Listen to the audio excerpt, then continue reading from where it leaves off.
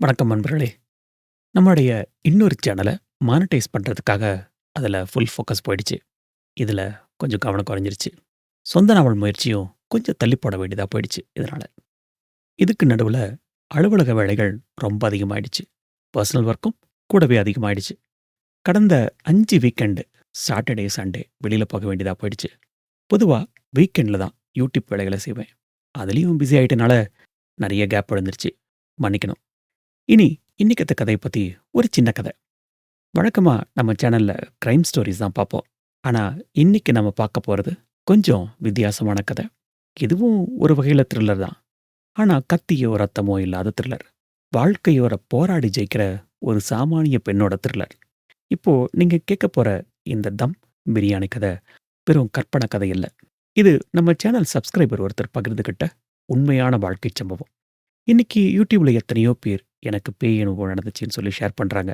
அந்த கதைகளும் லட்சக்கணக்கில ஷேர் ஆகுது. மக்களும் ஆர்வமா பார்க்கறாங்க. தப்பில்ல. அதே மாதிரி என் வாழ்க்கையில நான் கஷ்டப்பட்டு ஜெயிச்சேன்னு உங்களோட பாசிட்டிவ் கதைகள நீங்க ஏன் ஷேர் பண்ணக்கூடாது? ஒரு பக்கம் பேய் கதைகள் பாப்புலர் ஆகுற மாதிரி நம்மளுடைய தன்னம்பிக்கை கதைகள் ஏன் பாப்புலர் ஆகக்கூடாது? அந்த சின்ன முயற்சியில தான் இந்த கத. என் வாழ்க்கையில பெரிய சாகசமெல்லாம் இல்லைங்க. சின்ன சம்பவம் தான் அப்படின்னு நீங்க நினைக்கலாம். ஆனா, அந்த சின்ன சம்பவம் எங்கேயோ ஒரு மூலையில துவண்டு போயிருக்கிற ஒருத்தருக்கு பெரிய நம்பிக்கைய கொடுக்கலாம். உதாரணமா இந்த கத. முன்னாடி சொன்னது மாதிரி நம்ம சப்ஸ்கிரைபர் அந்த இங்கிலீஷ் நாவல கேட்டுட்டு, அதுக்கப்புறம் அனுப்புன வெறும் 4 வரி மெசேஜ்லேருந்து தான் இந்த கதை உருவாச்சு. இத முழுசா கேட்கும்போது உங்களுக்கே தெரியும். இதுல எவ்வளோ பெரிய பாடம் இருக்குன்னு. அதனால தான் நான் உங்ககிட்ட கேட்கறது ஒண்ணே ஒண்ணு தான். உங்க வாழ்க்கையில இல்லன்னா உங்களுக்கு தெரிஞ்சவங்களோட வாழ்க்கையில நடந்த போராட்டங்கள், அத எப்படி நீங்க சமாளிச்சீங்க? அல்லது அவங்க சமாளிச்சு வெளிய வந்தாங்க அப்படிங்கிற அனுபவத்த எங்ககிட்ட ஷேர் பண்ணுங்க. தமிழோ, இங்கிலீஷோ 4 வரியோ, 40 வரியோ உங்களுக்கு தோன்ற மொழியில அனுப்புங்க. இமெயில் ஐடிய கீழ குடுத்துருக்கேன். அத நாங்க ஒரு அழகான கதையா, நாவலா மாத்தி உலகத்துக்கு சொல்றோம். பிரைவசி பத்தி கவலையே வேணாம். உங்க பேர், ஊர் எல்லாத்தையுமே மாத்தி தான் கதையா சொல்லப் போறோம். பேய் கதைகள் ஒரு பக்கம் பரவட்டும். நம்முடைய பாசிட்டிவ் கதைகள் இன்னொரு பக்கம் பரவட்டும். சொல்லப்போனா இந்த அன்பர் கதைய அனுப்பிட்டு என்ன பலமுறை ஃபாலோ பண்ணாங்க. முன்னாடியே சொன்ன மாதிரி லைஃப் பயங்கர பிஸியா போயிட்டு இருந்தது. ஆனாலும், "இதுக்கு மேல தாமதிச்சா நல்லா இருக்காது" அப்படின்னு சில இரவு தூக்கங்கள தள்ளி வச்சுட்டு இந்த கதைய முடிச்சுட்டேன். கேட்டுட்டு எப்படி இருக்குன்னு சொல்லுங்க. அப்புறம் உங்ககிட்ட இன்னொரு முக்கியமான கேள்வியும் கேட்கணும். முன்னாடி சொன்னது மாரி, இவ்வளோ நாளா நம்ம சேனல் முழுக்க பெரும்பாலும் 100க்கு 99% கிரைம் கதைகள தான் பார்த்துக்கிட்டு வரோம். எக்செப்ட் அந்த இங்கிலீஷ் கதைய தவிர. அந்த கதைகள்ல விறுவிறுப்புக்கு பஞ்சமே இருக்காது. ஆனா, தமிழ்ல கிரைம் நாவல் மட்டும் இல்ல. இன்னும் எத்தனையோ பொக்கிஷங்கள் இருக்கு. குறிப்பா நாட்டுடைமையாக்கப்பட்ட நூல்கள் நெறைய இருக்கு. இதுல பல நாவல்கள் 1980கள்ல எழுதப்பட்டது. சமூக பிரச்சனைகள், குடும்ப உறவுகள், மனித உணர்வுகள்னு அழகான கருத்துக்கள பேசுற கதைகள் இருக்கு. இப்போ கேள்வி என்னன்னா, இந்த மாதிரி சமூக கதைகளையும் நம்ம படிக்கலாமா? ஒரு விஷயம். இதெல்லாம் 80கள்ல எழுதுனது அப்படிங்கிறனால, எழுத்து நட இன்னைக்கு இருக்கிற வேகமான ட்ரெண்டுக்கு ஏத்த மாதிரி நிச்சயமா இருக்காது. ரொம்ப நிதானமா, இலக்கிய நடையும் வேற எக்கச்சக்கமா இருக்கும். ஆனா, அதுல இருக்கிற சோஷியல் மெசேஜ் கண்டிப்பா இன்னைக்கும் பொருந்தும். ஸோ, நீங்க என்ன சொல்றீங்க? "வேணாம் பாஸு, கிரைம் நாவல் மட்டும் போதும். அதுதான் த்ரில்லிங்கா இருக்கும்." அப்படிங்கிறீங்களா? இல்ல, மாத்தலாம். நல்ல கதையா இருந்தா கேட்கலாமே. பழைய நாவல்கள் படிங்க அப்படின்னு சொல்றீங்களா? இது ஏற்கனவே ஒரு போஸ்ட்ல ஒண்ணு போட்டிருக்கேன். உங்களோட கருத்துக்கள மறக்காம சொல்லுங்க. நீங்க குடுக்குற ஆதரவ வச்சு தான் அடுத்தடுத்த கதைகள தேர்ந்தெடுக்க முடியும். காத்துட்டு இருக்கேன். ரைட். வாங்க. ஒரு சாதாரண ஹவுஸ் ஒய்ஃப் எப்படி ஒரு பிசினஸ் வுமனா மாறுனாங்க? அவங்க வாழ்க்கையில நடந்த சம்பவங்கள் என்ன? கதைக்குள்ள போலாம்.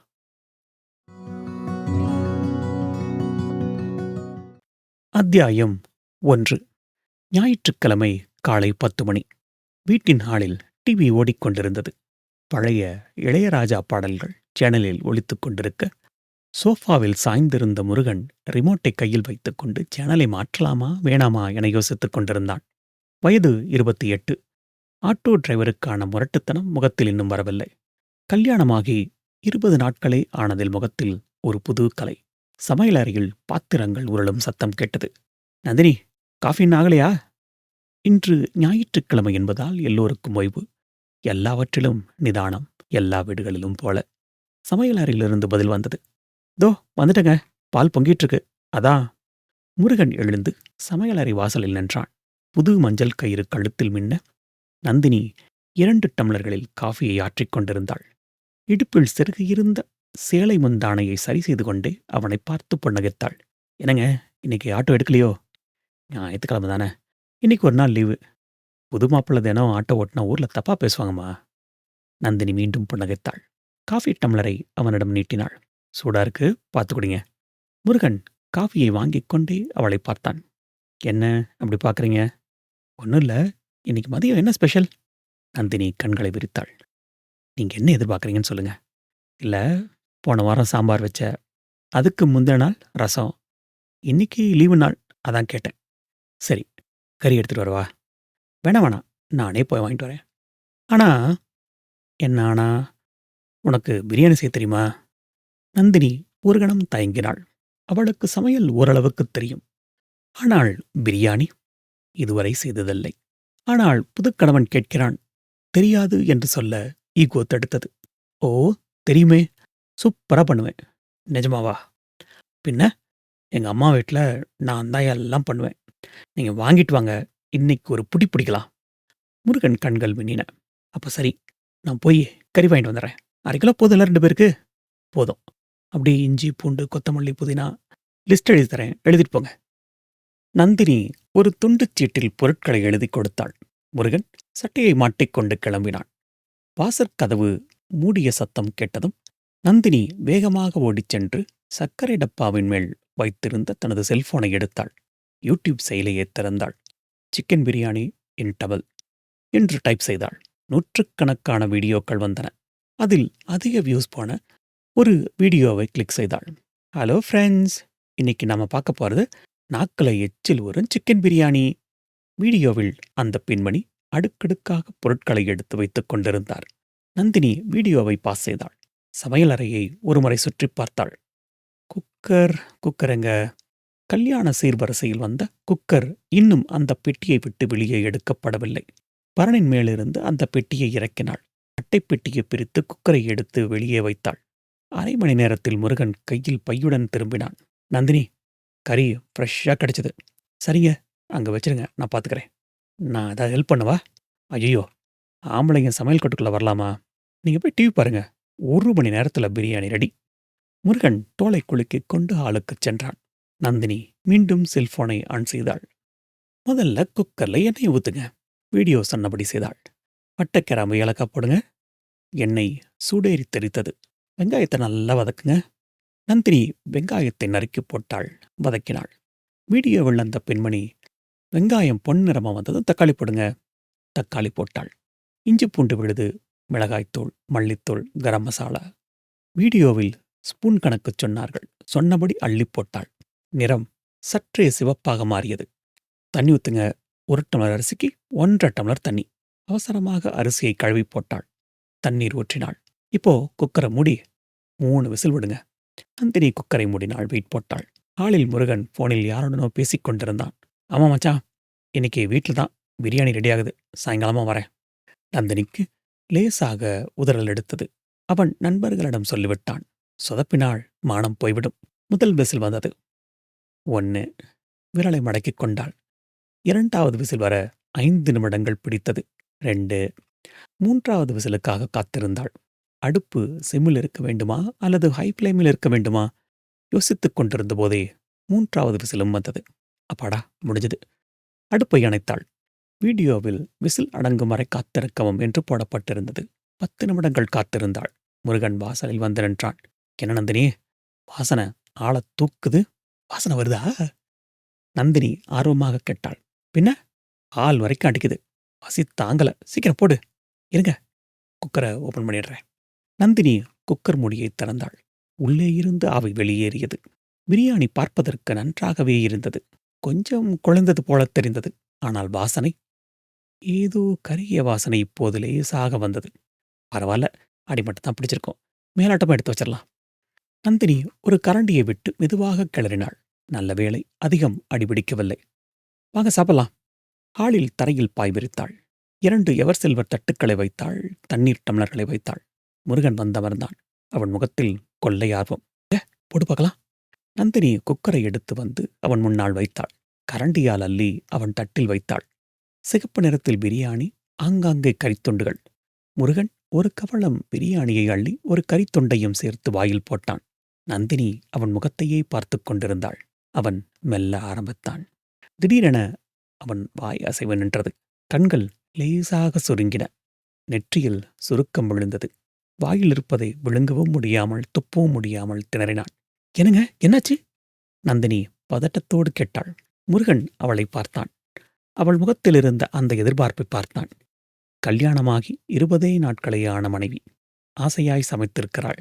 கஷ்டப்பட்டு அந்த உருண்டையை விழுங்கினான். தண்ணீர் டம்ளரை எடுத்து மடமடவென குடித்தான். காரம் கொஞ்சம் அதிகம் போல. குரலில் கோபமில்லை. ஒரு மெல்லிய நடுக்கம் இருந்தது. ஐயோ, அப்படியா? நான் கரெக்டா தானே போட்டேன். நந்தினி தன் தட்டில் இருந்ததை எடுத்து வாயில் போட்டாள். அவளுக்கு தூக்கி வாரி போட்டது. காரம் மண்டைக்கு ஏறியது. அரிசி சரியாக வேகவில்லை. கறி ரப்பர் போல இருந்தது. உப்பு ஒரு பக்கமும் புளிப்பு ஒரு பக்கமும் தனித்தனியாகத் தெரிந்தது. ச்சே, என்ன இப்படி இருக்கு என்று அவளை அறியாமலேயே சொல்லிவிட்டாள். முருகன் மெதுவாக புன்னகைத்தான். பரவாயில்ல நந்தினி, புதுசுல அப்படிதான் இருக்கும். அரிசி கொஞ்சம் வேகல, அவ்வளோதான். இல்லைங்க, இது நல்லாவே இல்லை, நீங்க சாப்பிடாதீங்க. சும்மா இரு, பசிக்கு ருசி தேவையில்லை, நல்லதா இருக்கு. முருகன் மீண்டும் ஒரு உருண்டையை எடுத்தான். ஆனால் அவன் கைகள் நடுங்கின. 2வது வாய் உள்ளே இறங்க மறுத்தது. நந்தினி அவன் கையை பிடித்தாள். வேணாங்க, ப்ளீஸ், எனக்கு கஷ்டமா இருக்கு. இதை கொட்டிடலாம். நான் போய் முட்டை வாங்கிட்டு வந்துடுறேன், ஆம்லெட் போட்டு தரேன். முருகன் கையை தட்டிவிட்டான். சாப்பாடை கொட்டக்கூடாது நந்தினி, விடு, நான் சாப்பிட்றேன். அவன் ஒரு குழந்தையைப் போல அந்த சாப்பாட்டை சாப்பிடுவதை பார்க்க நந்தினிக்கு கஷ்டமாக இருந்தது. மேலும் 2 வாய் சாப்பிட்டாள். வயிறு ஃபுல்லாயிடுச்சு. இப்பதானே காஃபி வேற குடிச்சேன், அதான். கையை கழுவிக்கொண்டு ஆளுக்குச் சென்றான். நந்தினி குக்கரை பார்த்தாள். 3/4 பிரியாணி அப்படியே இருந்தது. அதை எடுத்துச் சென்று குப்பைத் தொட்டியில் கொட்ட மனமரவில்லை. ஆனால் வேறு வழியில்லை. கண்களில் லேசாக நீர் திரண்டது. எவ்வளோ ஆசையா பண்ணேன். பாத்திரங்களை கழுவிவிட்டு ஹாலுக்கு வந்தாள். முருகன் டிவியில் கிரிக்கெட் பார்த்துக் கொண்டிருந்தான். நந்தினி, இங்க வா. பக்கத்தில் சென்று அமர்ந்தாள். ஏன் முகத்தை தூக்கி வச்சிட்டு இருக்க? இல்லைங்க, நல்லாவே செய்யல. எனக்கு செய்யவே வரல. அதை விடு. அடுத்த வாரம் ஞாயிற்றுக்கிழமை நம்ம ஒரு இடத்துக்கு போறோம், தெரியுமா? எங்க? எங்க அக்கா செல்வி வீட்டுக்கு. எதுக்கு? இது என்ன கேள்வி? புதுசா கல்யாணம் ஆயிருக்கு. எல்லா சொந்தக்காரங்க வீட்டுக்கும் போக வேணாமா? அக்கா லஞ்சுக்கு கூப்பிட்டுருக்காங்க. தயாரா இரு. முருகன் டிவியை பார்த்துக் கொண்டே சொன்னான். அக்கா பிரியாணி பண்ணுவா பாரு. அத ஒரு வாட்டி சாப்பிட்ட உனக்கே வித்தியாசம் புரியும். தன்னையும் அறியாமல் சொல்லிவிட்டான். நந்தினி அவனை ஏறிட்டு பார்த்தாள். சொன்னதின் அர்த்தம் புரிந்ததும் காயப்படுத்தி விட்டோமோ என்ற கவலை முருகனின் முகத்தில் அப்பட்டமாகத் தெரிந்தது. அது நந்தினிக்கும் புரிந்தது. அக்கா பிரியாணி அவ்வளோ நல்லா இருக்குமா? கேட்டாள். நல்லா இருக்குமான்னு கேட்காத. ஒரு வாய் சாப்பிட்ட அப்புறம் நீ எதையுமே சாப்பிட மாட்ட. அமிர்தம். நந்தினிக்கு உள்ளுக்குள் ஒரு பொறி தட்டியது. அமிர்தமா? அப்போ நான் பண்ணது விஷமா? கிண்டலாக கேட்டாள். அட, அப்படி இல்ல. சமாதானம் சொல்ல வந்தான். சரி, போலாம் என்றாள் சிரிப்புடன். சரி, இப்போதைக்கு ஒரு கப் காஃபி போடு, தலை வலிக்குது என்றான் பேச்சை மாற்றும் விதமாக. நந்தினி சமையலறைக்குள் சென்றாள். பால் பாக்கெட்டை எடுக்கும்போது அவள் மனம் யோசித்தது. அப்படி என்ன அந்த அக்கா பிரியாணியில் இருக்கும்? என் கணவரே இப்படி புகழ்றார்னா அடுத்த வாரம் தெரிஞ்சிரும். அவள் காஃபி தூளை போட்டாள். தண்ணீர் கொதிக்கும் சத்தம் கேட்டது.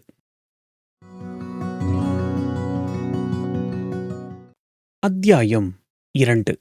அடுத்த வாரம் ஞாயிற்றுக்கிழமை. வானம் மேகமூட்டத்தோடு இருந்தது. வெயில் இல்லாத காலை பொழுது. முருகனின் ஆட்டோ துக் துக் என்ற சத்தத்தோடு ராயபுரம் பாலத்தை தாண்டிக் கொண்டிருந்தது. பின்னிருக்கையில் நந்தினி. அடர் ஊதா நிற பட்டுப்புடவை, தலை நிறைய மல்லிகைப்பூ, கழுத்தில் புது தாளிச்சே. காற்றில் அவளது தலைமுடி கலைந்த முகத்தில் விழ அதை அடிக்கடி ஒதுக்கிவிட்டுக் கொண்டாள். ஏங்க, இன்னும் எவ்வளோ தூரம்? ரியர் வியூ மிரரில் முருகனின் கண்கள் தெரிந்தன. இதோ வந்துடும் நந்தினி. அடுத்த சிக்னலை லெஃப்ட் எடுத்தா காசிமேடு. அங்கிருந்து 3வது தெரு அக்கா வீடு. செல்வி அக்காவுக்கு ஃபோன் பண்ணிட்டீங்களா? காலையிலே சொல்லிட்டேன். என் தம்பி வரான், என் மருமக வரா. அக்கா இப்பவே கறி வர வச்சிருப்பா. அவ்வளோ பாசமா உங்க அக்காவுக்கு? முருகன் ஆட்டோவை ஒரு பள்ளத்தில் இறக்கி ஏற்றினான். பாசமானு கேட்காத. எங்க அம்மா போனதுக்கப்புறம் என்னை வளர்த்ததே அவங்க தான். சின்ன வயசுல ஸ்கூல்ல டிஃபன் பாக்ஸில் சோறு கட்டி தருவா பாரு. ஸ்கூல்ல எவன் டிஃபன் பாக்ஸும் காலியாகாது. என் பாக்ஸ் மட்டும்தான் காலியாகும். என் ஃப்ரெண்ட்ஸ் அத்தனை பேரும் அதில் கை வைப்பானுங்க. நந்தினி சிரித்தாள். அப்போ உங்க அக்கா சமையலுக்கு ஒரு ரசிகர் மன்றம் இருக்குன்னு சொல்லுங்க. ரசிகர் மன்றம் இல்ல நந்தினி, பக்தர் கூட்டமே இருக்கு. நீ சாப்பிட்டு பாரு, அப்புறம் சொல்லுவ. ஆட்டோ ஒரு குறுகிய சந்துக்குள் நுழைந்தது. இருபுறமும் நெருக்கமான வீடுகள்.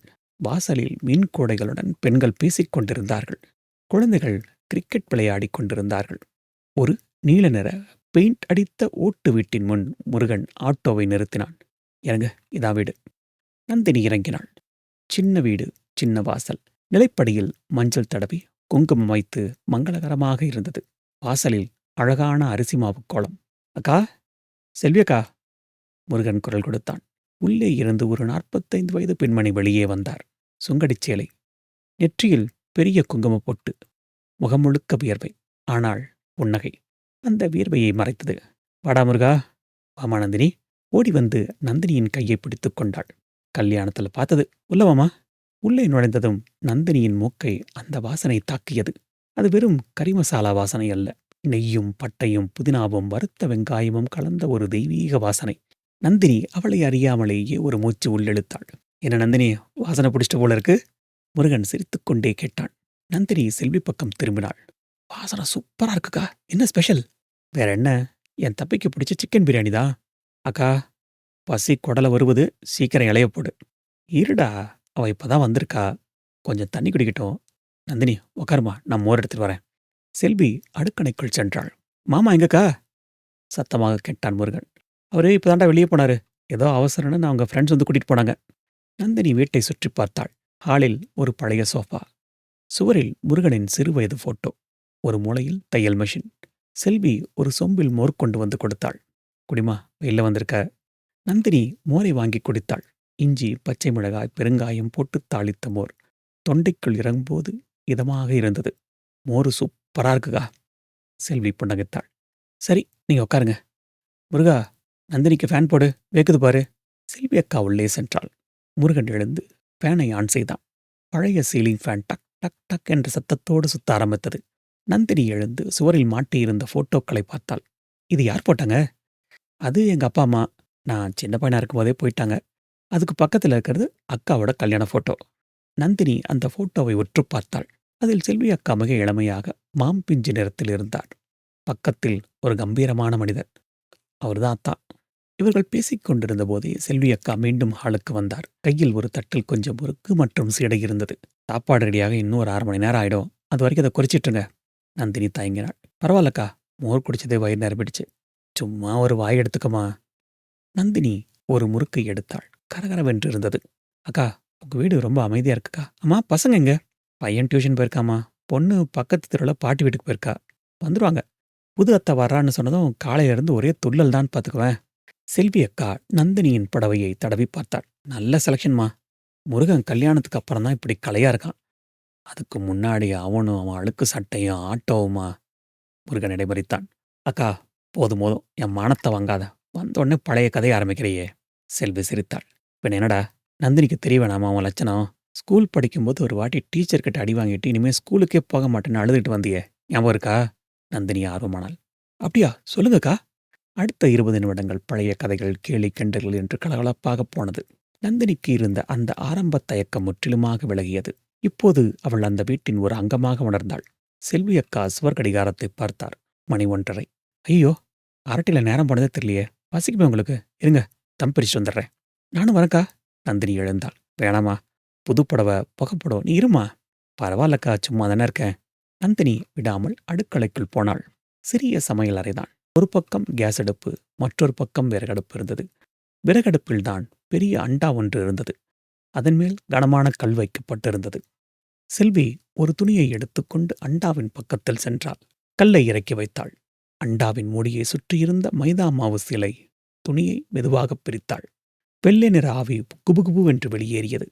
நந்தினி அந்த வாசனையில் சில நொடிகள் உறைந்து போனாள். போன வாரம் அவள் செய்த பிரியாணியின் வாசனை நினைவுக்கு வந்தது. அதற்கும் இதற்கும் எவ்வளவு வித்தியாசம், யோசித்தாள். செல்வி ஒரு பெரிய தோசைக் கரண்டி போன்ற தட்டையான கரண்டியை எடுத்தாள்.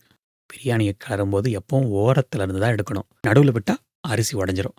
சொல்லிக்கொண்டே லாவகமாக கரண்டியை உள்ளே விட்டு ஒரு புரட்டு புரட்டினாள். அரிசி மணிகள் ஒன்றோடு ஒன்று ஒட்டாமல் முத்து முத்தாக பளபளவென மின்னின. மசாலாவின் நிறம் ஒவ்வொரு அரிசியிலும் ஏறியிருந்தது. வெள்ளை அரிசி என்பதே இல்லை. "போலாமா?" செல்வி அண்டாவை தூக்கினாள். ஒரு 20 நிமிஷம் ஆறட்டும். அப்பதான் உதிரி உதிரியா வரும். வா வெளில போலாம். இருவரும் மீண்டும் ஹாலுக்கு வந்தார்கள். கையில் இருந்த ரிமோட்டில் சேனல்களை மாற்றிக் கொண்டிருந்தான் முருகன். "எனக்கா சாப்பாடு ரெடியா? குடல் கும்மி அடிக்குது." "ரெடிடா. இலை போட சொல்லவா?" செல்வி அக்கா பாயை விரித்தாள். முருகன் அவசர அவசரமாக டிவியை அணைத்துவிட்டு வந்து அமர்ந்தான். நந்தினி அவருக்கு உதவி செய்ய இலைகளை எடுத்து வைத்தாள். "நீ உட்காரு நந்தினி, நான் பார்த்துக்கிறேன்." 2 தலைவாழை இலைகள் போடப்பட்டன. தண்ணீர் தெளிக்கப்பட்டது. முருகன் சம்மணமிட்டு அமர்ந்தான். "அக்கா, லெக் பீஸ் இருக்குல்ல?" "இருக்குடா, உனக்கு இல்லாததா?" செல்வி முதலில் முருகனுக்கு பரிமாறினாள். பிறகு நந்தினிக்கு.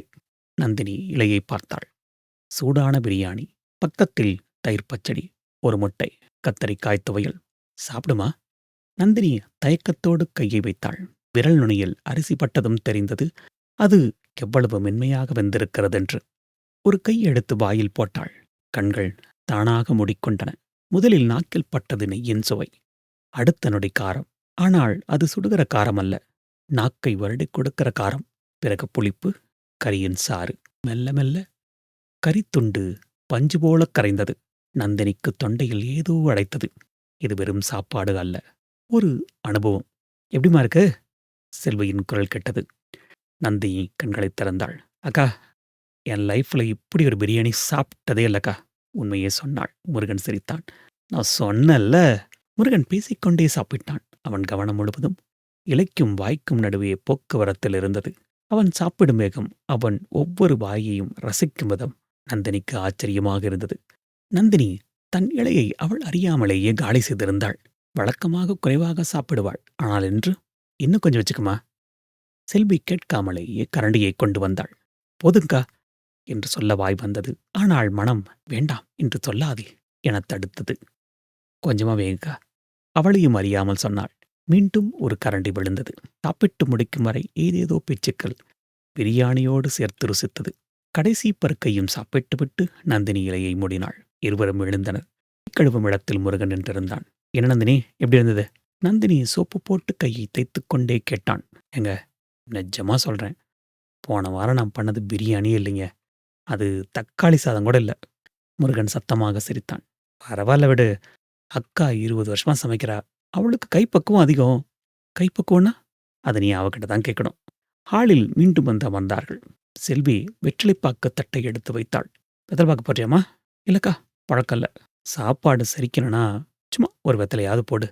நந்தினி வெற்றிலையை எடுத்துக்கொண்டாள். "அக்கா, ஒரு டவுட்டு." "கேளும்மா." "நான் போன வாரம் பிரியாணி பண்ணேன். ஆனா அரிசி ஒண்ணோட ஒண்ணு ஒட்டிக்கிச்சு, கறி வேகல. ஆனா உங்க பிரியாணி எப்படி இவ்வளவு உதிரியா, அதே சமயம் சாஃப்ட்டா இருக்கு. என்ன அரிசி வாங்குறீங்க?" செல்வி சிரித்தாள். "அரிசி எல்லாம் ஒண்ணும் இல்லம்மா. நான் வாங்குறது சாதாரண சீரக சம்பா தான். பாஸ்மதி கூட இல்ல." "அப்போ என்ன மசாலா போடுறீங்க?" "கடையில வாங்குற பாக்கெட்டா?" "கடையில மசாலா வாங்குனா மனுஷன் வாயில வைக்க முடியுமா? எல்லாம் நான் வீட்ல வாங்கி அரைக்கிறது தான்." "எவ்வளோ போடுவீங்க? 1 கிலோவுக்கு எவ்வளோ மிளகாத்தூளு?" நந்தினி ஆர்வமாக கேட்டாள். செல்வி யோசித்தாள். "அப்படி கணக்கெல்லாம் இல்லம்மா. எவ்வளோ சமைக்கணும்னு பாப்பேன். கை தானா வேணுங்கிறத அள்ளி போடும். கறி எலசா இருந்தா காரம் கம்மியா போடுவேன். கொஞ்சம் முத்துன மாரி தெரிஞ்சா கொஞ்சம் தூக்கல் தான்." நந்தினிக்கு ஏமாற்றமாக இருந்தது. "இல்லக்கா, ஒரு அளவுன்னு இருக்கும்ல. ஸ்பூன் கணக்கு." "ஸ்பூனெல்லாம் டாக்டர் மருந்து குடிக்கதாம்மா பயன்படும். சமையலுக்கு கையளவு தான். கை மணக்கணும். அதுதான் கணக்கு." செல்வி சொல்வது தத்துவார்த்தமாக இருந்தது. ஆனால் நந்தினிக்கு அது புரியவில்லை. அவளுக்கு தேவை செய்முறை விளக்கம். "சரி, அடுத்த வாட்டி நீங்க பண்ணும்போது நான் வந்து பார்க்கவா?" முருகன் குறுக்கிட்டான். "எதுக்கு நந்தினி? நீ எதுக்கு கஷ்டப்பட்டுக்கிட்டு? அக்கா கிட்ட கேட்டா அவளே செஞ்சு தரப் போறா." "இல்லைங்க, சும்மா தெரிஞ்சுக்க தான்." செல்வி சிரித்தாள். "தாராளமா வாம்மா.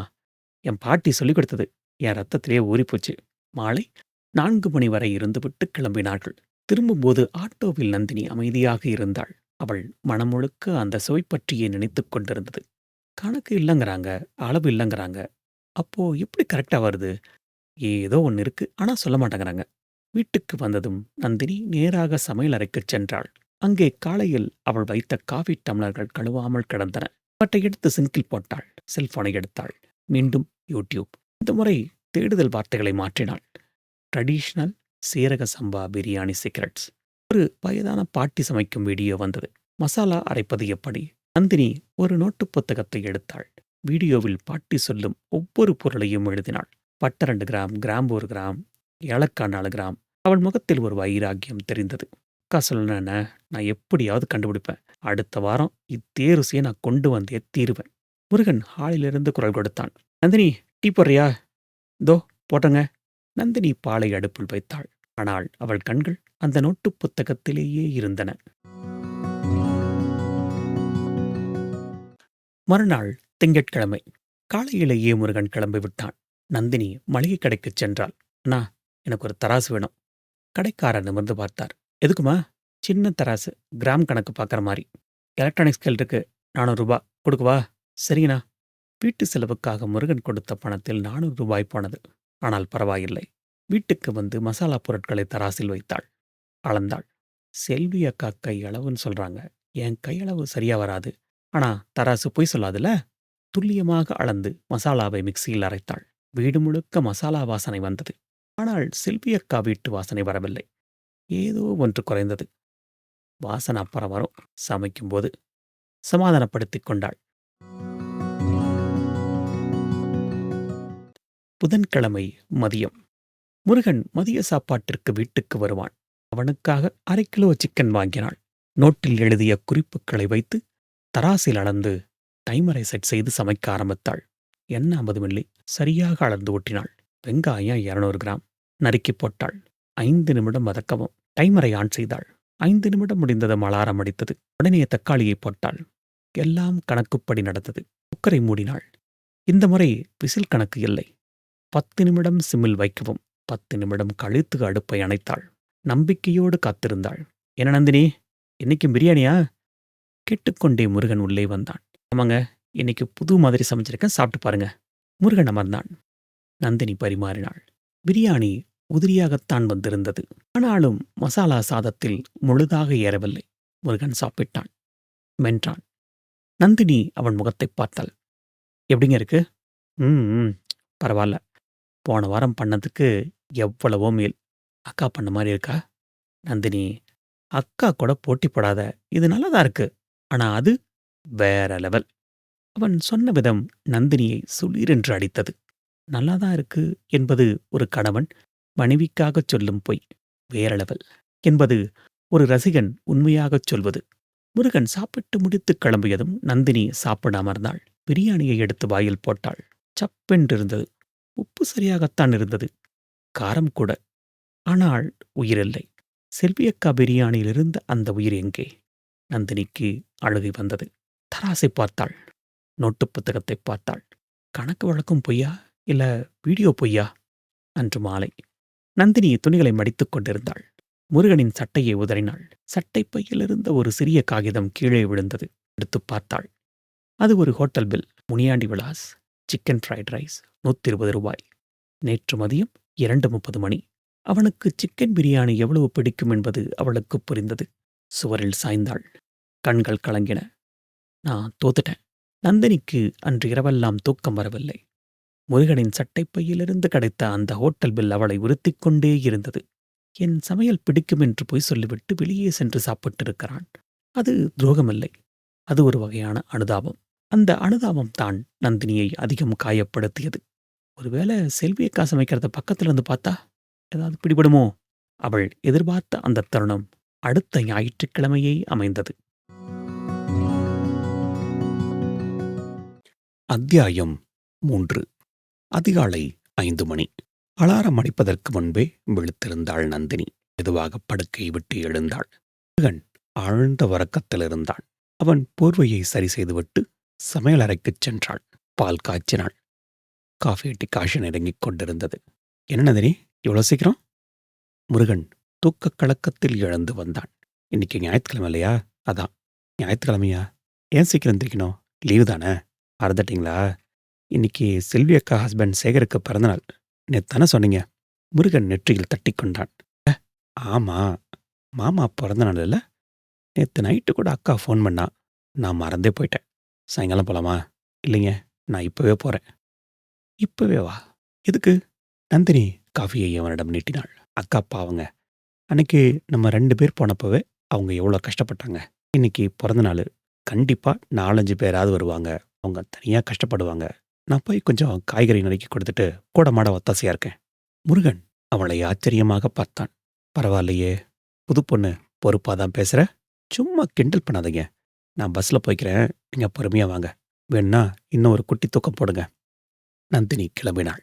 அவள் கையில் ஒரு மஞ்சப்பை இருந்தது. அதில் ஒரு சுடிதார். சமையலறையில் வேலை செய்யும்போது பட்டுப்புடவை சரியாக வராது. காசிமேடு பகுதி.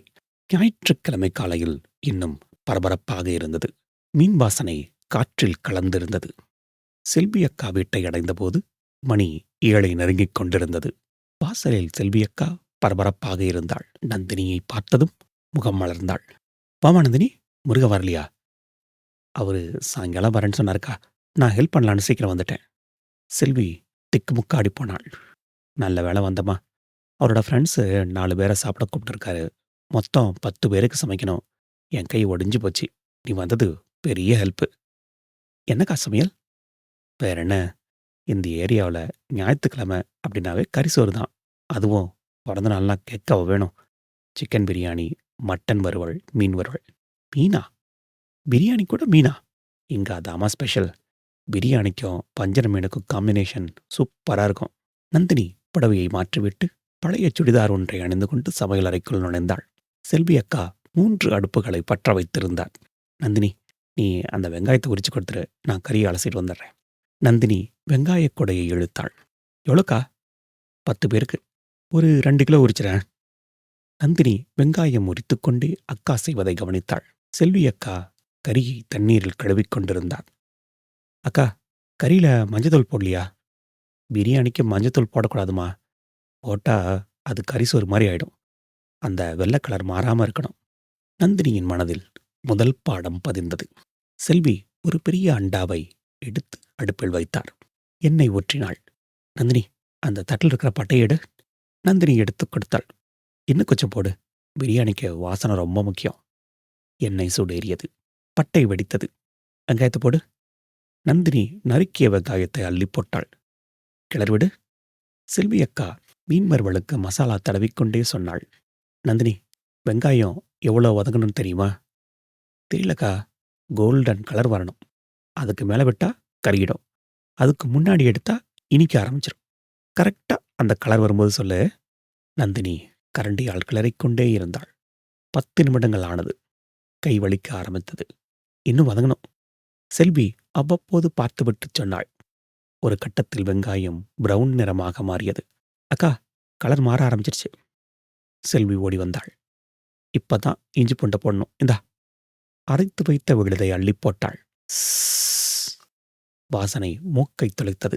பாத்தியா, வெங்காயம் கருகிறதுக்கு 1 நிமிஷம் முன்னாடி இஞ்சி பூண்டு போட்டா அந்த ஈரம் வெங்காயத்தை கருக விடாம தடுக்கும். இதுதான் கணக்கு. நந்தினிக்கு இது 2வது பாடம். தக்காளி, புதினா, கொத்தமல்லி எல்லாம் வரிசையாக விழுந்தன. செல்வி எதையும் அளக்கவில்லை. கையால் அள்ளி போட்டாள். அக்கா, மிளகாத்தூள் எவ்வளோ? காரத்துக்கு ஏற்ற மாதிரி போடு. அவர் ஃப்ரெண்ட்ஸ் நல்லா காரம் சாப்பிடுவாங்க. அதனால காரம் கொஞ்சம் தூக்கலாவே இருக்கலாம். செல்வி 2 கைப்பிடி மிளகாய்த்தூள் போட்டாள். தண்ணி ஊத்தும் போது சொல்லு, நான் வந்து ஊத்துறேன். இல்லக்கா, நீ ஊத்து. 1 டம்ளர் அரிசிக்கு 1½ டம்ளர் தண்ணி. நந்தினி தண்ணீரை அளந்து ஊற்றினாள். உப்பு போட்டுருமா? நந்தினி உப்பை அள்ளி போட்டாள். வாயில ஊத்திப்பாரு.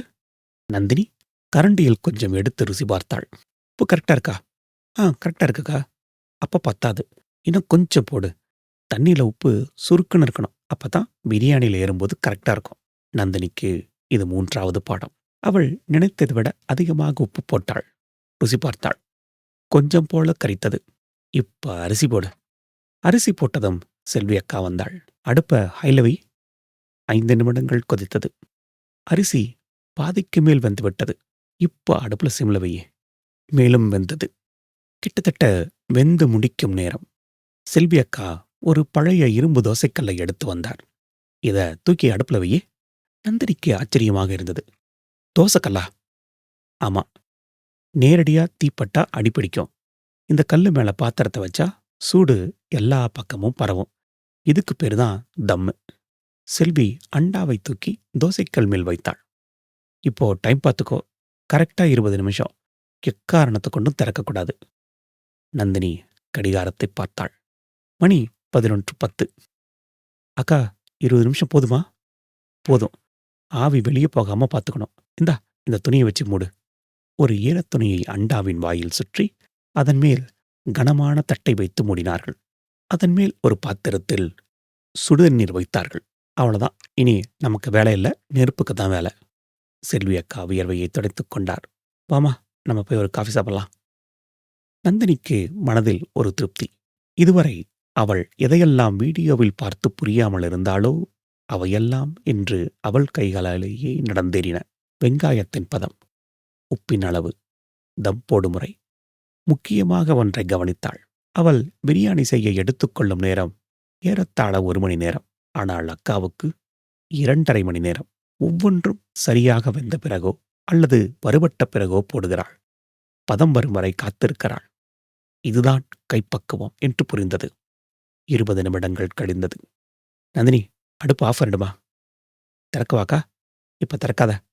அது உள்ளுக்குள்ளேயே வேகட்டும். இன்னும் ஒரு 10 நிமிஷம் கழிச்சு திறந்துக்கலாம். மதியம் மணி 12. சேகரின் நண்பர்கள் வந்துவிட்டார்கள். ஹாலில் சிரிப்பு சத்தம் கேட்க ஆரம்பித்தது. செல்வி அக்கா உள்ளே வந்தாள். நந்தினி, நீ ஏத்திரமா? நந்தினி மேலிருந்த வெயிட்டை இறக்கினாள். துணியை விளக்கினாள். மூடியை திறந்தாள். அந்த வெள்ளை நிற ஆவி அவளை தழுவியது. வாசனை. அது வெறும் உணவின் வாசனை இல்லை. வெற்றியின் வாசனை. அரிசி மணிகள் நீல நீளமாக ஒன்றோடு ஒன்று ஒட்டாமல் பூ போல மலர்ந்திருந்தன. நந்தினி கரண்டியை விட்டு லேசாக கிளறினாள். அடிப்பிடிக்கவே இல்லை. சூப்பர் நந்தினி, நீயே பாதி சமையல முடிச்சிட்ட. செல்வி பாராட்டினாள்.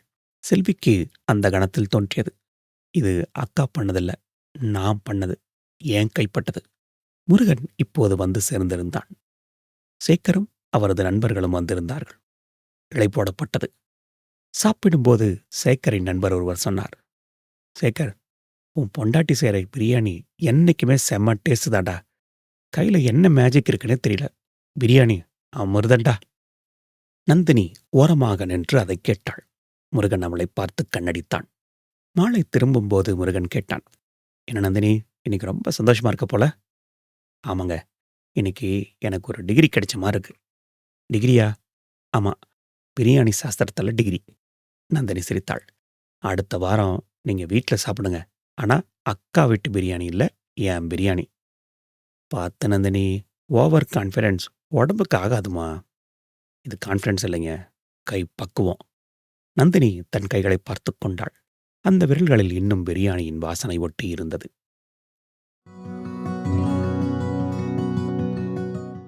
அத்தியாயம் 4.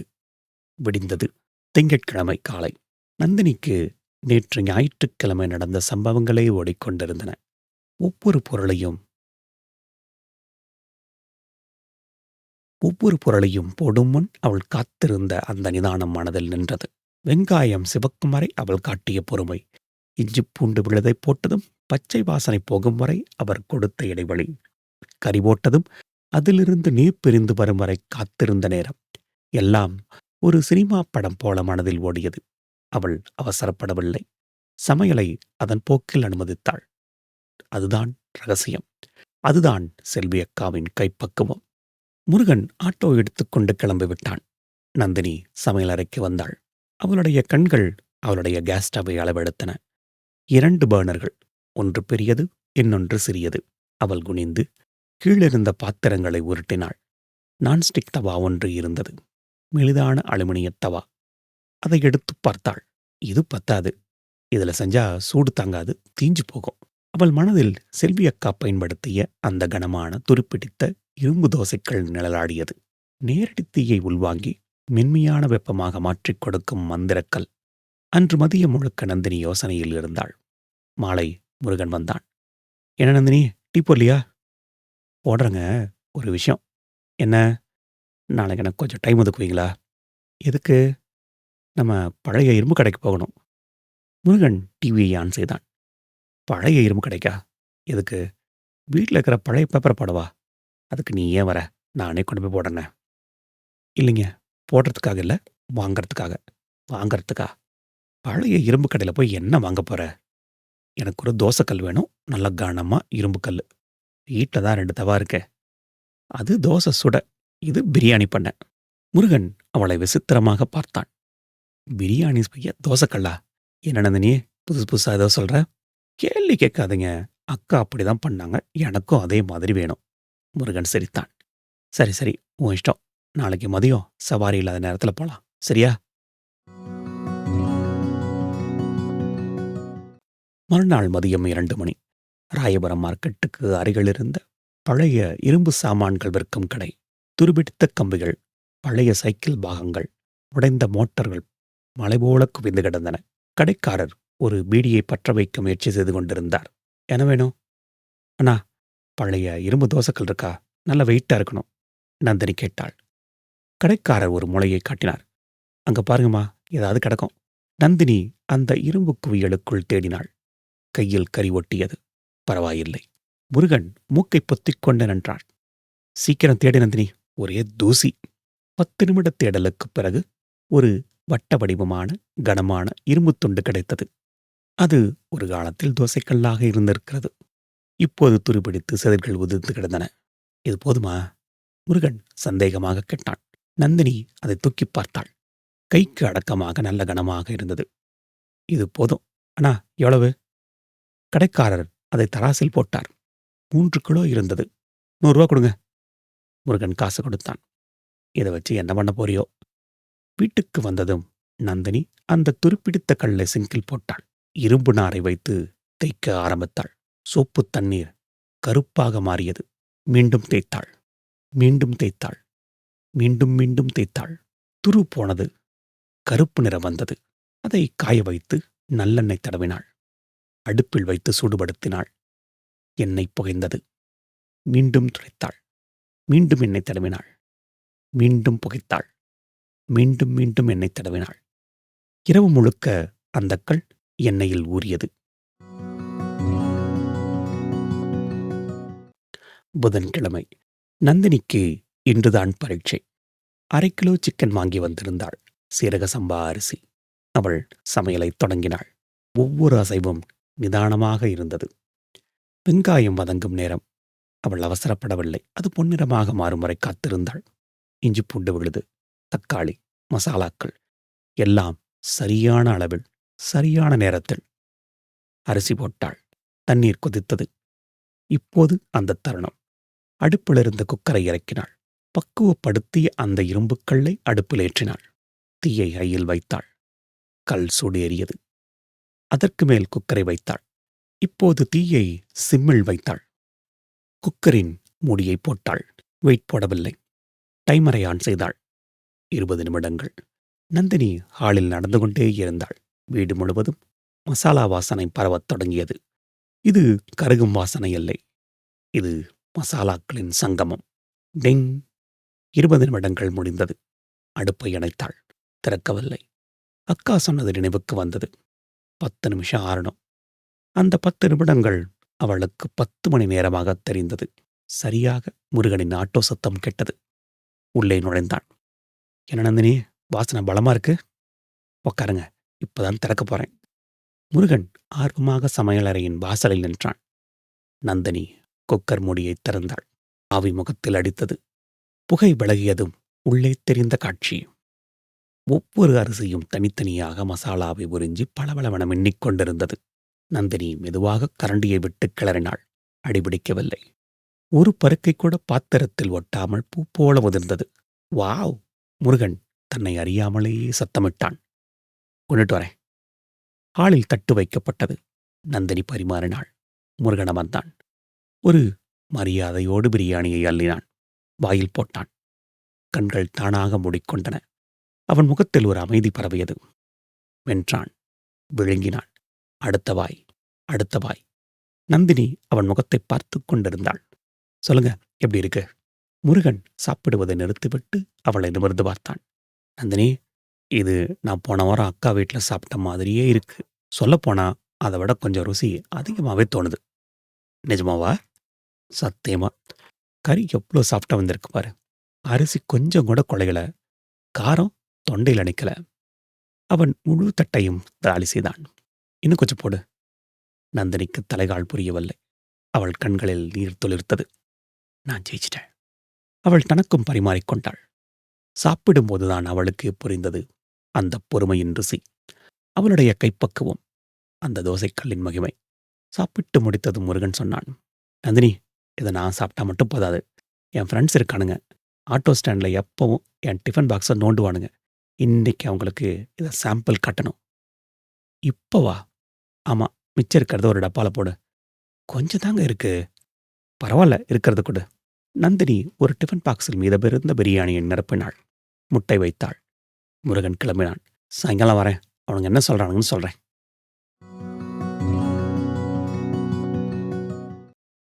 Auto stand. மணி மதியம் 3. வெயில் சுட்டெரித்துக் கொண்டிருந்தது. மரத்தடியில் ஆட்டோக்களை நிறுத்திவிட்டு ஓட்டுநர்கள் மொபைல் போன்களை நோண்டிக் கொண்டிருந்தார்கள். ரமேஷ் கேட்டான், "என்னடா முருகா, இன்னைக்கு லேட்டு?" "வீட்ல பிரியாணிடா, சாப்பிட்டுட்டு வரேன்." "பிரியாணியா? இன்னைக்கு என்னடா விசேஷம்?" "விசேஷம் இல்ல. நந்தினி சும்மா செஞ்சா. இந்தாங்க சாப்பிட்டு பாருங்க." முருகன் டிஃபன் பாக்ஸை திறந்தான். நால்வரும் சூழ்ந்து கொண்டார்கள். சேகர் முதலில் கையை விட்டான். "இப்பதான் பண்ணது போல இருக்கு." "ஆமா." சேகர் ஒரு வாய் சாப்பிட்டான். "டேய், என்னடா அது? எந்த ஹோட்டலு?" "ஹோட்டல் இல்லடா, வீட்ல செஞ்சது. சொன்னனே." "பொய் சொல்லாதடா. வீட்லலாம் செஞ்சா அப்படி வராது. இது தலப்பாக்கட்டி தானே?" ரமேஷ் சாப்பிட்டான். "ஆமா மச்சான். கறி எப்படி பூ மாரி வெந்திருக்கு பாரு. உங்க வீட்டுக்காரம்மா நெஜமாவே சமையல் எக்ஸ்பர்ட்டோ?" முருகன் பெருமையாக சொன்னான். "இல்லடா, இப்பதான் கத்துக்கிட்டு இருக்கா. அதுவும் என் அக்கா கிட்ட இருந்து." டிஃபன் பாக்ஸ் 5 நிமிடங்களில் காலியானது. ஒரு சோற்றுப்பருக்கை கூட மிஞ்சவில்லை. சேகர் கையை நக்கிக் கொண்டே சொன்னான், "முருகா, ஒரு ஹெல்ப் பண்றியா?" "என்ன?" "வீட்ல ஊருக்கு போயிட்டாங்க. நாளைக்கு எனக்கு மதியம் சாப்பாடு உங்க வீட்ல இருந்து ஒரு பாக்ஸ் கொண்டு வாயேன். பிரியாணியா இருக்கணும்னு கூட அவசியம் இல்ல. எதுவா இருந்தாலும் பரவால்ல. நான் காசு குடுக்குறேன்." முருகன் சிரித்தான். "டேய், ஃப்ரெண்ட்ஸு கிட்ட காசா?" "இல்லடா, சும்மா வாங்குறது வருத்தம். அதுவும் இல்லாம இது சாதாரண சாப்பாடு இல்ல. காசு குடுத்து சாப்பிட வேண்டிய ஐட்டம். பிரியாணி அப்படின்னா ரூ. 75 வச்சுக்கோ." ரமேஷ் குறுக்கிட்டான். "எனக்கு தான்டா. இன்னைக்கு சும்மா கொஞ்சமா ருசி காட்டிட்ட. எனக்கு இந்த பிரியாணிய வயிறு முட்ட சாப்பிடணும்." முருகன் யோசித்தான். "சரி, கேட்கிறேன். அவளுக்கு முடியுமான்னு தெரியல." முருகன் மாலை வீட்டுக்கு வந்தான். முகத்தில் ஒரு மிதப்போடு வந்தான். "என்னங்க, ஃப்ரெண்ட்ஸ் என்ன சொன்னாங்க?" நந்தினி வாசலிலேயே கேட்டாள். "என்ன சொல்றது? டப்பா காலி. அடிதடி நடக்காத குறை. அவ்வளோ பிடிச்சிருந்ததா?" "பின்ன 2 பேரும் நாளைக்கு ஆர்டர் கொடுத்துருக்கானுங்க." "ஆர்டரா?" "ஆமா. கணேஷும் ரமேஷும் காசு தரேன்னு சொல்றானுங்க. ரூ. 75." நந்தினி கணக்கு போட்டாள். ரூ. 75? கொஞ்சம் கம்மி தான். ஆனா பரவால்ல. நாளைக்கு 2 பேருக்கும் பிரியாணி செஞ்சு தரேன்." வியாழக்கிழமை. நந்தினி 2 பேருக்கு சேர்த்து சமைத்தாள். அளவு மாறும்போது பக்குவம் மாறுமோ என பயந்தாள். ஆனால் அவளின் அந்த நிதானம், கைப்பக்குவம் அவளை கைவிடவில்லை. 2 பாக்கெட்டுகள் சென்றன. மறுநாள் வெள்ளிக்கிழமை. 4 பேர் கேட்டார்கள். மறுநாள் சனிக்கிழமை. மதியம் 3 மணி. வெயில் கொளுத்திக் கொண்டிருந்தது. முருகன் ஆட்டோவை வீட்டின் முன் நிறுத்திவிட்டு களைப்போடு உள்ளே நுழைத்தான். சட்டையெல்லாம் வியர்வை. சவாரி அதிகம் கிடைக்கவில்லை. அப்பப்பப்பா, என்ன வெயிலு! நந்தினி ஹாலில் அமர்ந்து ஒரு நோட்டு புத்தகத்தில் கணக்கெழுதிக் கொண்டிருந்தாள். முருகன் டிவி பார்க்க ஆரம்பித்தான். "என்ன நந்தினி, ரொம்ப சீரியஸா எழுதிட்டு இருக்க?" நந்தினி நோட்டை மூடிவிட்டு நிமிர்ந்து பார்த்தாள். "ஏங்க, ஒரு விஷயம்." "சொல்லு." "உங்க ஃப்ரெண்ட்ஸ் 4 பேருக்கு இந்த வாரத்துல செஞ்சு கொடுத்தோம்ல, அதுல செலவு போக எவ்வளோ மிச்சம்னு தெரியுமா?" "எவ்வளவு?" "ஒரு ரூ. 50." ரூ. 150. முருகன் ஆச்சரியப்பட்டான். 150? 4 பேருக்கு செஞ்சதுவா? "ஆமாங்க. மொத்தமா அரிசி, கறின்னு வாங்கும்போது விலை குறையுது. ஆனா, நம்ம விக்கிற விலை கம்மி தான். ரூ. 75க்கு தரோம். அதையே ரூ. 100க்கு வித்தா?" "ரூ. 100? அவ்வளோ காசு கொடுத்து வாங்குவாங்களா?" "கண்டிப்பா வாங்குவாங்க." "உங்க ஃப்ரெண்டு சேகர் என்ன சொன்னாரு?" "இது கடைய விட சூப்பரா இருக்குன்னு தானே சொன்னாரு." "சும்மா ஒரு நார்மல் கடையிலேயே பிரியாணி ரூ. 150, ரூ. 200 போகுது. நம்ம வீட்ல செய்ற சுத்தமான பிரியாணிய ரூ. 100க்கு கொடுத்தா எல்லாரும் வாங்குவாங்க." முருகன் யோசித்தான். "சரி, அதுக்கு என்ன சொல்ல வர இப்ப நீயு?" நந்தினி தீர்க்கமாகச் சொன்னாள். "நாளைக்கு ஞாயித்துக்கிழமை. நான் ஒரு 10 பாக்கெட் பிரியாணி செய்யப் போறேன். ஃப்ரெண்ட்ஸுக்கு இல்ல, வெளியாளுங்களுக்கு." நந்தினி சொல்வதைக் கேட்டுக்கொண்டே அவன் நேராக பாயில் போய் விழுந்தான். "நந்தினி, செம டயர்டு. 1 மணி நேரம் தூங்கணும். நீ என்னமோ பண்ணிக்கோ. எழுப்பாத." நந்தினி சமையலறையிலிருந்து தண்ணீர் சொம்போடு வந்தாள். "இந்தாங்க, இந்த தண்ணி குடிச்சுக்கோங்க. ஆனா தூங்கக்கூடாது." "ஏன்?" "நமக்கு வேலை இருக்கு. பாத்திர கடைக்கு போகணும்." முருகன் எரிச்சலோடு பார்த்தான். "பாத்திர கடையா? இப்பவா?" "எதுக்கு நந்தினி? போன வாரம் தான் தோசைக்கல் வாங்குனோம். இப்ப என்ன புதுசா?" "இப்பதானே பேசுனோம். நாளைக்கு ஞாயித்துக்கிழமை 10 பேருக்கு பிரியாணி பண்ணணும் அப்படின்னு முடிவு பண்ணோம்ல." வீட்ல இருக்கிற குக்கர்ல 3 பேருக்கு மேல செய்ய முடியாதுங்க. 10 பேருக்கு செய்யணும்னா பெரிய பாத்திரம் வேணும். தெக்ஸா மாரி வேணும். முருகன் பாயில் எழுந்து உட்கார்ந்தான். என்ன நந்தினி, விளையாட்டுக்கு ஒரு அளவு இருக்கு. 10 பேருக்கு சமைச்சு என்ன பண்ண போற? விக்க போறேன்னு சொன்னேன். யாரு வாங்குவா? வீணா காச கரியாக்காத. நான் ஏதோ விளையாட்டுக்கு சொல்றேன்னு நெனச்சேன். உங்க ஆட்டோ ஸ்டாண்ட்ல எவ்வளோ பேர் இருக்காங்க? ஒரு 20 பேர் இருப்பாங்களா? அவங்களுக்கு மதிய சாப்பாடு வேணுமா? ஹோட்டல்ல போய் ரூ. 120 ரூ. 150 குடுத்து வெந்து வேகாத பிரியாணிய சாப்பிடுறதுக்கு பதிலா, நம்ம ரூ. 100க்கு சுட சுட சிக்கன் பிரியாணி குடுத்தா ஏன் வாங்க மாட்டாங்க? முருகன் விடவில்லை. அதுக்கு எதுக்கு பெரிய பாத்திரம்? இருக்கிறத வச்சு பண்ணு. சின்ன பாத்திரத்துல 2 தடவ செஞ்சா ருசி மாறுங்க. தம்மு சரியா வராது. ஒரே அடியா 10 பேருக்கு செஞ்சா தான் அந்த தம்மு நிக்கும். ப்ளீஸுங்க. இது ஒரு முதலீடு மாரி. நாளைக்கு பிசினஸ் பெருசானா இந்த பாத்திரம் நமக்கு சோறு போடப் போகுது. முருகன் அவளைப் பார்த்தான். அவள் கண்களில் இருந்த அந்த நம்பிக்கை அவனை மறுக்க விடவில்லை.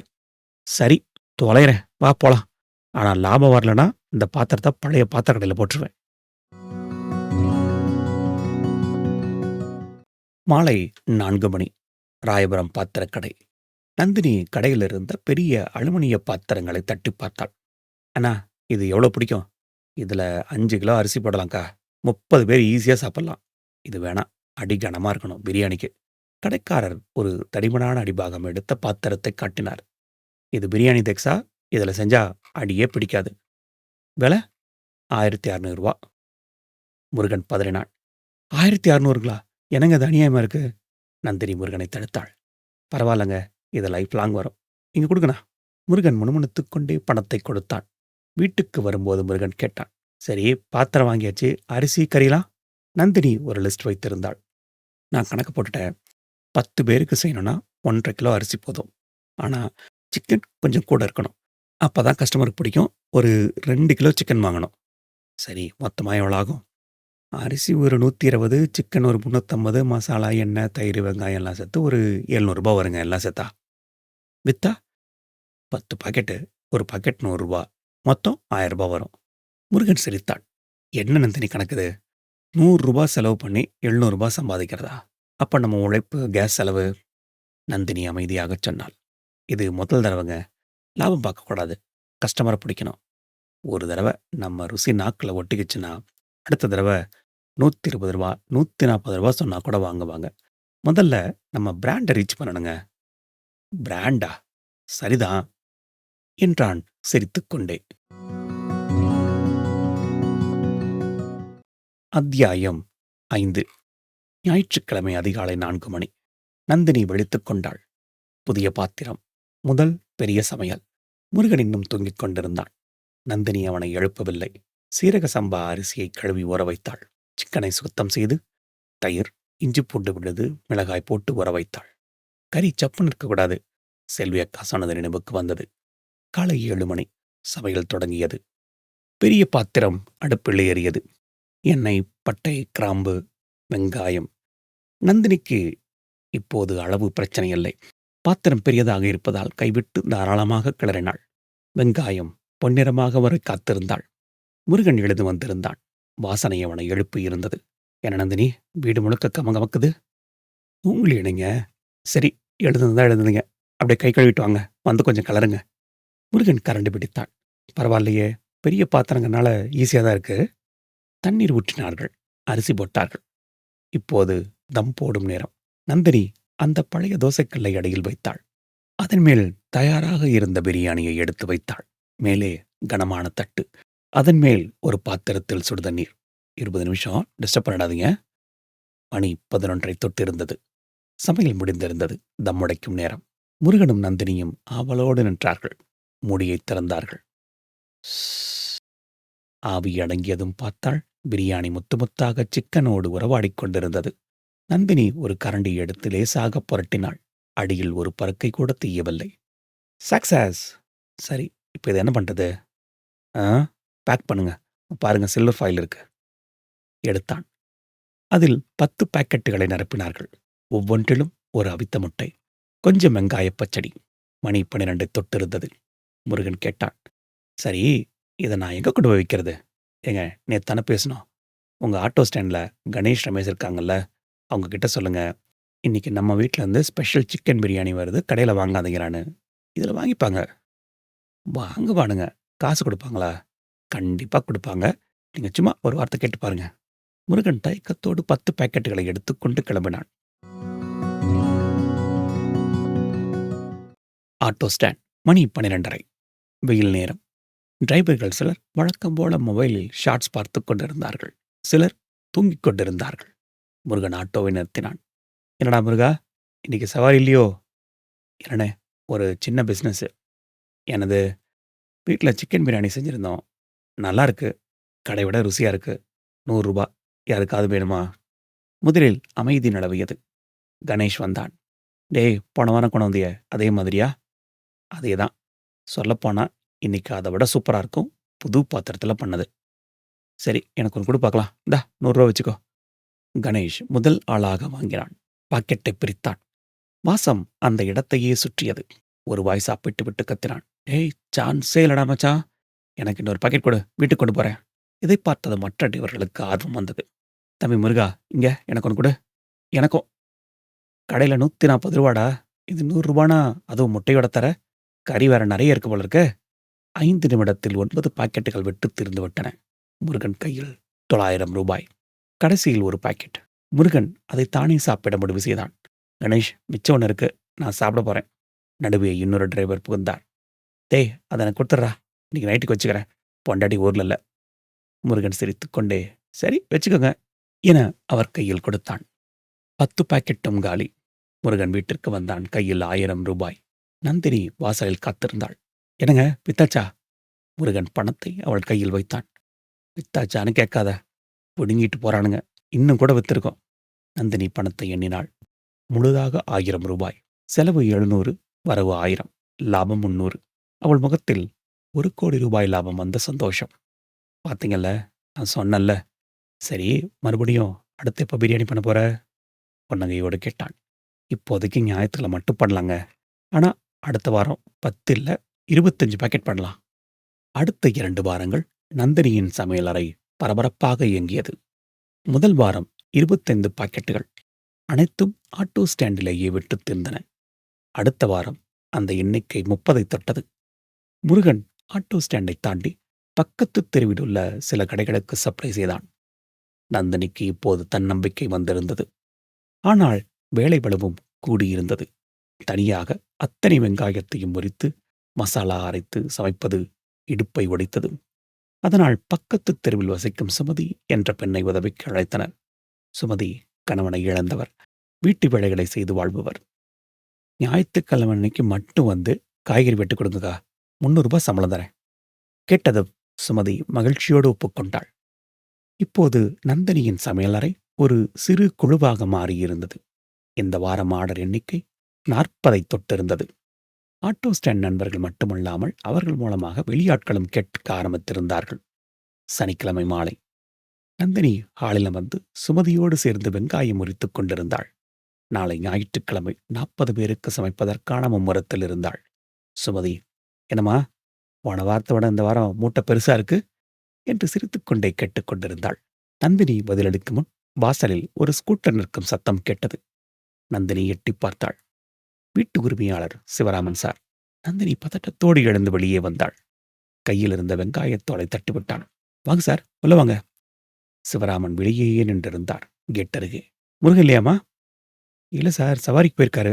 இன்னும் ஒரு 1/2 மணி நேரத்துல வந்துருவாரு." "சரி, அவர்கிட்ட ஒரு விஷயம் சொல்லணுமே." நந்தினிக்கு நெஞ்சு படபடத்தது. "வாடகை பாக்கி எதுவும் இல்லை. போன வாரம் தான் கொடுத்தார்கள்." "என்கிட்ட சொல்லுங்க சார், நான் சொல்லிடுறேன்." சிவராமன் ஒருமுறை வீட்டை சுற்றிலும் பார்த்தார். வராண்டாவில் குவிந்திருந்த விறகுகள், அடுக்கி வைக்கப்பட்டிருந்த காலி டப்பாக்கள், காற்றில் லேசாக வந்த மசாலா வாசனை. "ஒண்ணுலம்மா, போன வாரம் இந்த தெருவுல குடியிருக்கிறவங்களாம் என்கிட்ட வந்து புகார் பண்ணாங்க. உன் வீட்ல இருந்து வர மசாலா வாசனை தாங்கலன்னு சொல்றாங்க." நந்தினி தலைகுனிந்தாள். "இல்ல சார், ஞாயிற்றுக்கிழமை மட்டும்தான் கொஞ்சம் ஆர்டர் எடுத்து பண்றோம். மத்த நாள்ல தொந்தரவு இருக்காது." "எனக்கு புரியுதுமா. நீங்களும் கஷ்டப்படுற குடும்பம். 4 காசு சம்பாதிக்கிறீங்க. அத நான் கெடுக்க விரும்பல. ஆனா இது குடியிருப்பு பகுதிம்மா. கமர்ஷியலா சமையல் பண்ணா முனிசிபாலிட்டியிருந்து நோட்டீஸ் வரும். எனக்கு பெரிய தலைவலி." நந்தினிக்கு என்ன சொல்வதென்றே தெரியவில்லை. "இன்னொரு விஷயம், சிமினி இல்லாம பெரிய அளவுல சமைச்சா சுவரெல்லாம் பாழாகும். கொஞ்சம் பார்த்துக்கோங்க." இதுக்கு மேல புகார் வந்தா நான் வேற மாரி முடிவெடுக்க வேண்டியிருக்கும். அவர் மென்மையாகத்தான் சொன்னார். ஆனால் அந்த வார்த்தைகள் நந்தினியின் மனதில் இடியாக இறங்கின. வேற முடிவுனா? காலி பண்றதா? சரிங்க சார். நாங்க பார்த்துக்கிறோம். இனிமே தொந்தரவு இருக்காது. சிவராமன் கிளம்பினார். இப்பதான் கொஞ்சம் தல தூக்குறோம். அதுக்குள்ள பிரச்சனையா? மாலை 6 மணி. முருகன் ஆட்டோ ஸ்டாண்டில் இருந்தான். சனிக்கிழமை மாலை என்பதால் கூட்டம் அதிகம். அப்போது ஒரு மாருதி ஆம்னி கார் வந்து நின்றது. உள்ளே இருந்து ஒரு நடுத்தர வயதுக்காரர் இறங்கினார். அவர் முகத்தில் பயங்கரமான பதட்டம். கையில் செல்போன். வியர்த்து விறுவிறுத்திருந்தார். ஜனார்த்தனம். அந்த ஏரியாவின் பிரபலமான கேட்டரிங் கான்ட்ராக்டர். அவர் நேராக ஆட்டோ ஸ்டாண்ட் தலைவர் கணேஷிடம் வந்தார். கணேஷ், ஒரு அவசரம். என்ன சார் இவ்வளோ பதட்டமா இருக்கீங்க? என் தளபதிடா. நாளைக்கு ஒரு ரிசப்ஷன் ஆர்டரு. 100 பேருக்கு சமைக்கணும். மதிய லஞ்சு. என் மெயின் குக்கு நேத்து ஊருக்கு போனவன் இன்னும் வரல. இப்போ ஃபோன் பண்ணி கேட்டா உடம்பு சரியில்லைன்னு சொல்றான். எனக்கு என்ன பண்றதுனே தெரியல. அடடா! வேற ஆள் இல்லையா சார்? சனிக்கிழமை சாயங்காலம் எங்க போய் ஆள் பிடிக்கிறது? தெரிஞ்சவங்க எல்லாம் புக் ஆயிட்டாங்க. என் மானமே போயிடும். உனக்கு தெரிஞ்சவங்க யாரா இருக்காங்களா? கணேஷ் யோசித்தான். முருகன் கண்ணில் பட்டான். அவன் ஒரு ஓரமாக அமர்ந்து டீ குடித்துக் கொண்டிருந்தான். சார், ஒரு ஐடியா. ஆனா உங்களுக்கு ஓகேவான்னு தெரியல. என்ன ஐடியா? எதுவா இருந்தாலும் சொல்லு. நம்ம ஆட்டோ முருகன் இருக்கான்ல, அவங்க வீட்ல பிரியாணி பண்றாங்க. டேஸ்ட் சும்மா அல்லும். போன வாரம் நான் உங்களுக்கு ஒரு பாக்கெட் கொண்டு வந்து கொடுத்தனே. நீங்க கூட சாப்பிட்டு பார்த்துட்டு என்ன ஹோட்டலப்பா பிரமாதமா இருக்குன்னு சொன்னீங்களே, ஞாபகம் இருக்கா? ஜனார்தனம் ஒரு கணம் யோசித்தார். பிறகு அவர் முகம் மலர்ந்தது. அட ஆமா, அன்னைக்கு மதியம் சாப்பிட்டேன்ல, கறி அவ்வளோ சாஃப்ட்டா இருந்துச்சு. அது முருகன் வீட்டு பிரியாணியா?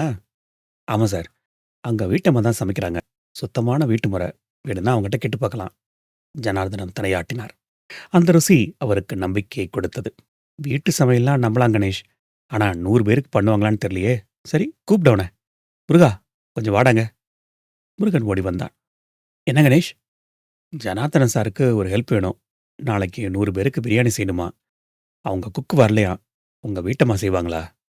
முருகன் மிரண்டு போனான். 100 பேரா? சார், நாங்க அதிகபட்சம் 40 பேர் தான் செஞ்சிருக்கோம். 100 பேர்னா? ஜனார்தனம் இடைமறித்தார். தம்பி, இப்போ எனக்கு வேற வழி இல்ல. அரிசி, கறி, பாத்திரம், இடம் எல்லாமே நான் குடுத்துர்றேன்.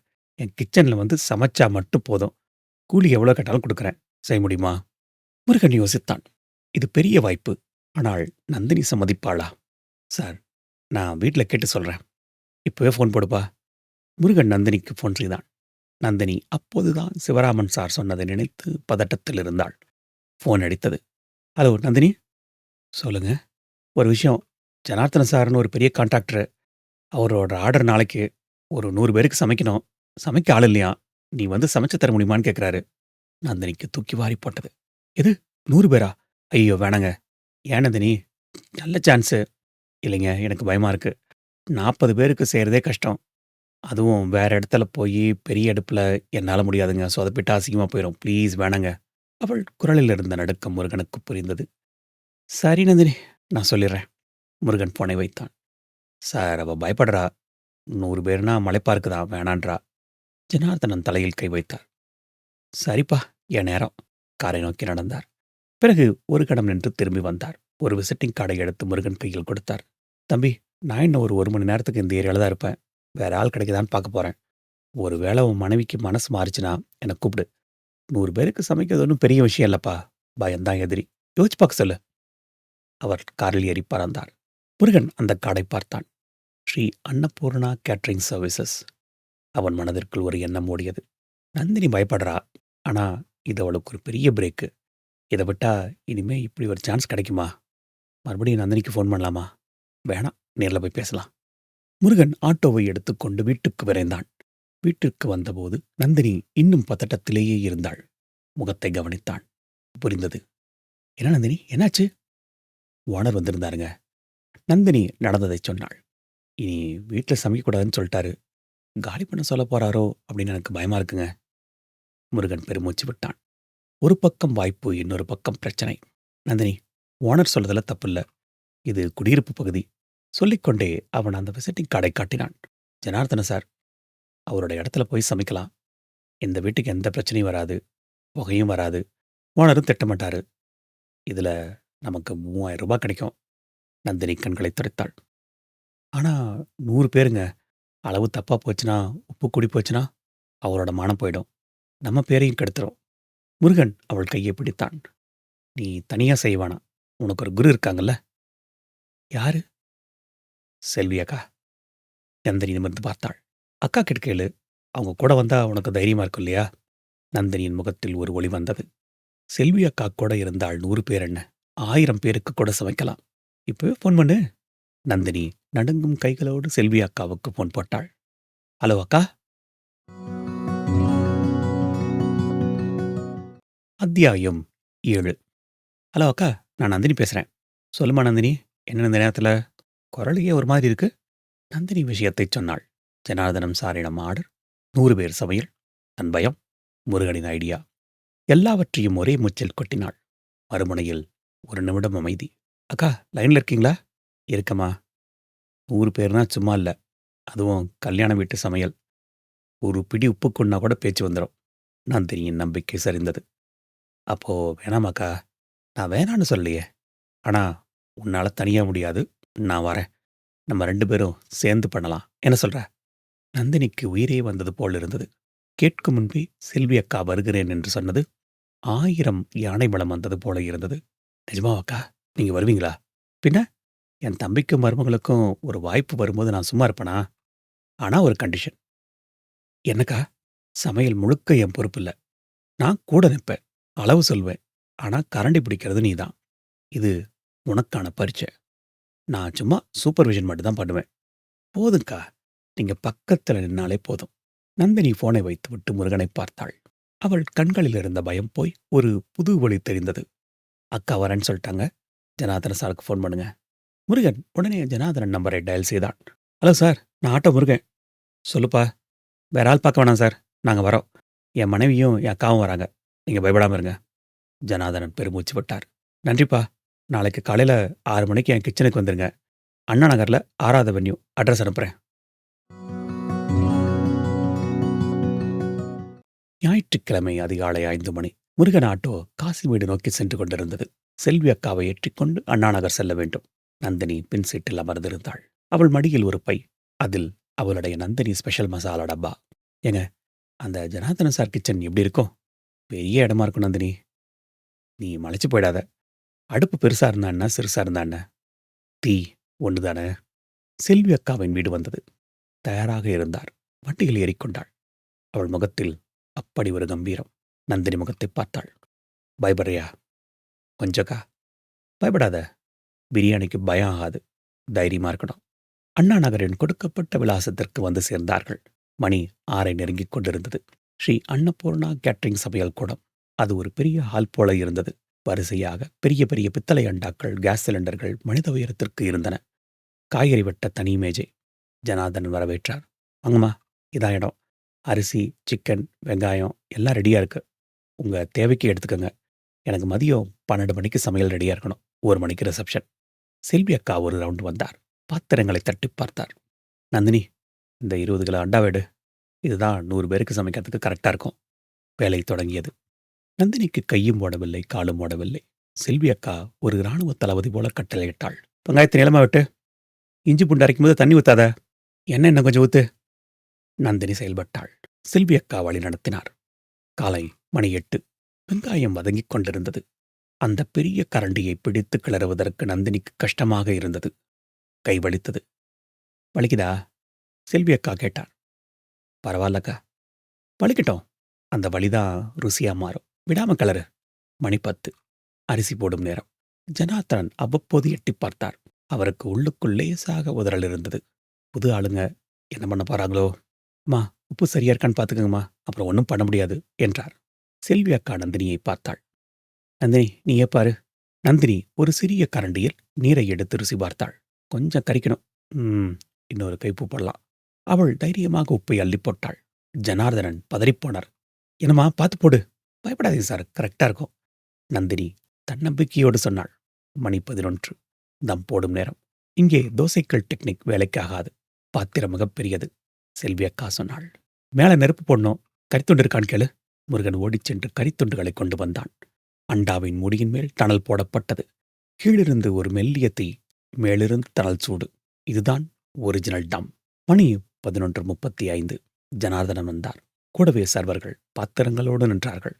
"டைம் ஆச்சு, திறக்கலாமா?" நந்தினி செல்வி அக்காவை பார்த்தாள். அவள் கண்ணசைத்தாள். நந்தினி மூடியின் மேலிருந்த கரியை அப்புறப்படுத்தினாள். துணியை விளக்கினாள். மூடியைத் திறந்தாள். அந்த கணம் சமையல் கூடமே வாசனையில் நிறைந்தது. வெள்ளையாவி விலகியதும் உள்ளே தெரிந்த காட்சி ஜனார்தனனை அசர வைத்தது. நீளமான சீரக சம்பா அரிசி, உடையாத கரித்துண்டுகள், மிகச்சரியான பதம். ஜனார்தனன் ஒரு ஸ்பூன் எடுத்து ருசி பார்த்தார். கண்களை மூடிக்கொண்டார். அவர் முகத்திலிருந்த பதட்டம் மறைந்து ஒரு மெல்லிய புன்னகை பூத்தது. அற்புதம்! ஒரே வார்த்தையில் சொன்னார். "நந்தினிமா, நீங்க ஜெயிச்சிட்டீங்க. என் மானத்தையும் காப்பாத்திட்டீங்க." பிற்பகல் 2 மணி. ரிசப்ஷன் முடிந்தது. சாப்பிட்டவர்கள் எல்லோரும் ஜனார்தனிடம் கேட்டார்கள். "இன்னைக்கு பிரியாணி யார் பண்ணது? பழைய ஆள் மாதிரி இல்லையே. டேஸ்ட் வித்தியாசமா சூப்பரா இருக்கு." ஜனார்தனன் நந்தினியையும் செல்வி அக்காவையும் முருகனையும் அழைத்தார். கையில் ஒரு கவர் இருந்தது. "தம்பி முருகா, நான் 3000 தரேன்னு சொன்னேன். ஆனா உங்க வேலைக்கு அது பத்தாது. இந்தா 3500." நந்தினி தயங்கினாள். "பரவாயில்ல சார், சொன்னதே கொடுங்க." "வாங்கிக்கங்கம்மா, இது அன்பளிப்பு. அது மட்டும் இல்ல, இன்னொரு விஷயம்." "என்ன சார்?" "மாசத்துக்கு எனக்கு ரொம்ப ஈஸியா 4 முகூர்த்தம் வருமா? எனக்கு ரெகுலரா ஆள் தேவைப்படுது. நீங்க ஒரு டீம் மாதிரி செயல்பட முடியுமா? நீங்க, முருக, முருகனோட அக்கா 3 பேர் சேர்ந்து என்னோட ஆர்டர்ஸ் எடுத்துக்க முடியுமா?" நந்தினி முருகனை பார்த்தாள். முருகன் செல்வி அக்காவை பார்த்தான். செல்வி அக்கா சிரித்தார். "எனக்கு வயசாகுது தம்பி. என்னால ஓடி ஆடிலாம் பண்ண முடியாது. ஆனா என் மருமகளுக்கு நான் சப்போர்ட் பண்ணாம யார் பண்ணுவா? தாராளமா சப்போர்ட் பண்றேன்." முருகன் சொன்னான். "சார், நாங்க பண்றோம் சார். ஆனா ஒரு ரிக்வெஸ்ட்." "சொல்லுப்பா." "நாங்க ஆட்டோ ஸ்டாண்ட்ல சின்னதா பிசினஸ் பண்ணிட்டு இருக்கோம். அத விட முடியாது. அதுதான் எங்கள வளர்த்தது. உங்க ஆர்டர் வரும்போது செய்றோம். மத்த நேரத்துல நாங்க எங்க பிசினஸ பேரலலா பண்ணுவோம்." "தாராளமாப்பா. எனக்கு தேவை நல்ல ருசி. அது உங்ககிட்ட இருக்கு. நீங்க தாராளமா உங்க பிசினஸ பாருங்க. எனக்கும் சப்போர்ட் பண்ணுங்க." மாலை 4 மணி. மூவரும் ஆட்டோவில் திரும்பிக் கொண்டிருந்தார்கள். நந்தினியின் கையில் ரூ. 3500. அவள் செல்வி அக்காவின் கையை பிடித்தாள். "அக்கா, இந்த பணம் உங்கள தான் சேரணும். நீங்க இல்லனா நான் இன்னைக்கு சொதப்பியிருப்பேன்." செல்வி அக்கா மறுத்தாள். "பைத்தியக்காரி, இதுவும் உழைப்புமா. உன் பயத்த ஜெயிச்சதுக்கான பரிசு.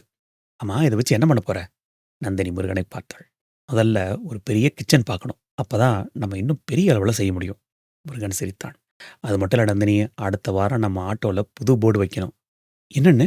"Nandini catering services. கல்யாண ஆர்டர்கள் ஏற்கப்படும்." ஆட்டோ காசிமேடு பாலத்தில் ஏறியது. கீழே கடல் அலைகள் கரையைத் தொட்டு திரும்பிக் கொண்டிருந்தன. நந்தினியின் வாழ்க்கையில் ஒரு புதிய கரையைத் தொட்டிருந்தது. அத்தியாயம் 8. திங்கட்கிழமை காலை. நந்தினியும் முருகனும் வீட்டு உரிமையாளர் சிவராமன் சார் வீட்டு வாசலில் நின்றார்கள். கையில் ஒரு ஸ்வீட் பாக்ஸ். சிவராமன் வெளியே வந்தார். உள்ளே அழைத்துச் சென்றார். உட்கார வைத்தார். "என்னப்பா முருகா, என்னாச்சு? அதான் நேத்து உன் சம்சாரத்திட்ட சொன்னனே. பிரச்சனை இப்போதைக்கு ஒண்ணும் இல்லப்பா. வராம பாத்துக்கன்னு தான் சொன்னனே." நந்தினி புன்னகைத்தாள். "இல்ல சார், நாங்க வீட்ட காலி பண்றது சம்மந்தமா பேச வரல. இந்த வீடு எங்களுக்கு ரொம்ப ராசியா இருக்கு. இங்க வந்ததுக்கு அப்புறம் தான் எங்க வாழ்க்கையே மாறிப்போச்சு." "அப்போ அந்த சமையல் விஷயம்?" "அதுக்கு ஒரு முடிவு பண்ணிட்டேன் சார். சமையல வீட்ல இருந்தே மாத்தப் போறோம்." "அப்படியா? சந்தோஷம். எங்க மாத்தப் போறீங்க?" முருகன் சொன்னான். "ராயபுரம் மார்க்கெட்டுக்கு பக்கத்துல ஒரு பழைய ஷெட் காலியா இருக்கு சார். முன்னாடி ஒரு மெக்கானிக் ஷாப் இருக்கு. அத வாடகைக்கு எடுத்திருக்கோம். அங்க தான் இனிமே சமையல் நடக்கப் போகுது. வீட்டுக்கு எந்த தொந்தரவும் இருக்காது." சிவராமன் முகம் மலர்ந்தார். "ரொம்ப நல்ல முடிவுப்பா. தொழில் வளரணும்னா தனி இடம் தான் சரி. வாழ்த்துக்கள்." அவர் ஸ்வீட்டை வாங்கிக் கொண்டார். மதியம். ராயபுரம் மார்க்கெட் பின்புறம். அது ஒரு சிறிய தொழிற்பேட்டை போன்ற பகுதி. கிரீஸ் டப்பாக்கள், பழைய பேப்பர் கடைகள் நிறைந்த சந்து. அதன் ஒரு மூலையில் ஒரு ஷெட் இருந்தது. கிட்டத்தட்ட 450 சதுர அடி. மேலே ஆஷ்பெஸ்டாஸ் ஷீட். தரையில் சிமெண்ட் தரை. சுவரெல்லாம் கரும்புகை படிந்திருந்தது. நந்தினி உள்ளே வந்தாள். கிரீஸ் வாசனை. "என்னங்க, இங்கேயா சமைக்கப் போறோம்?" முருகன் உற்சாகமாக பதிலளித்தான். "இடத்த பார்க்காத நந்தினி, வசதிய பாரு. இங்க எவ்ளோ புகை வந்தாலும் யாரும் கேட்க மாட்டாங்க. நிறைய தண்ணி வசதி இருக்கு. வாடகை ரூ. 3000 தான்.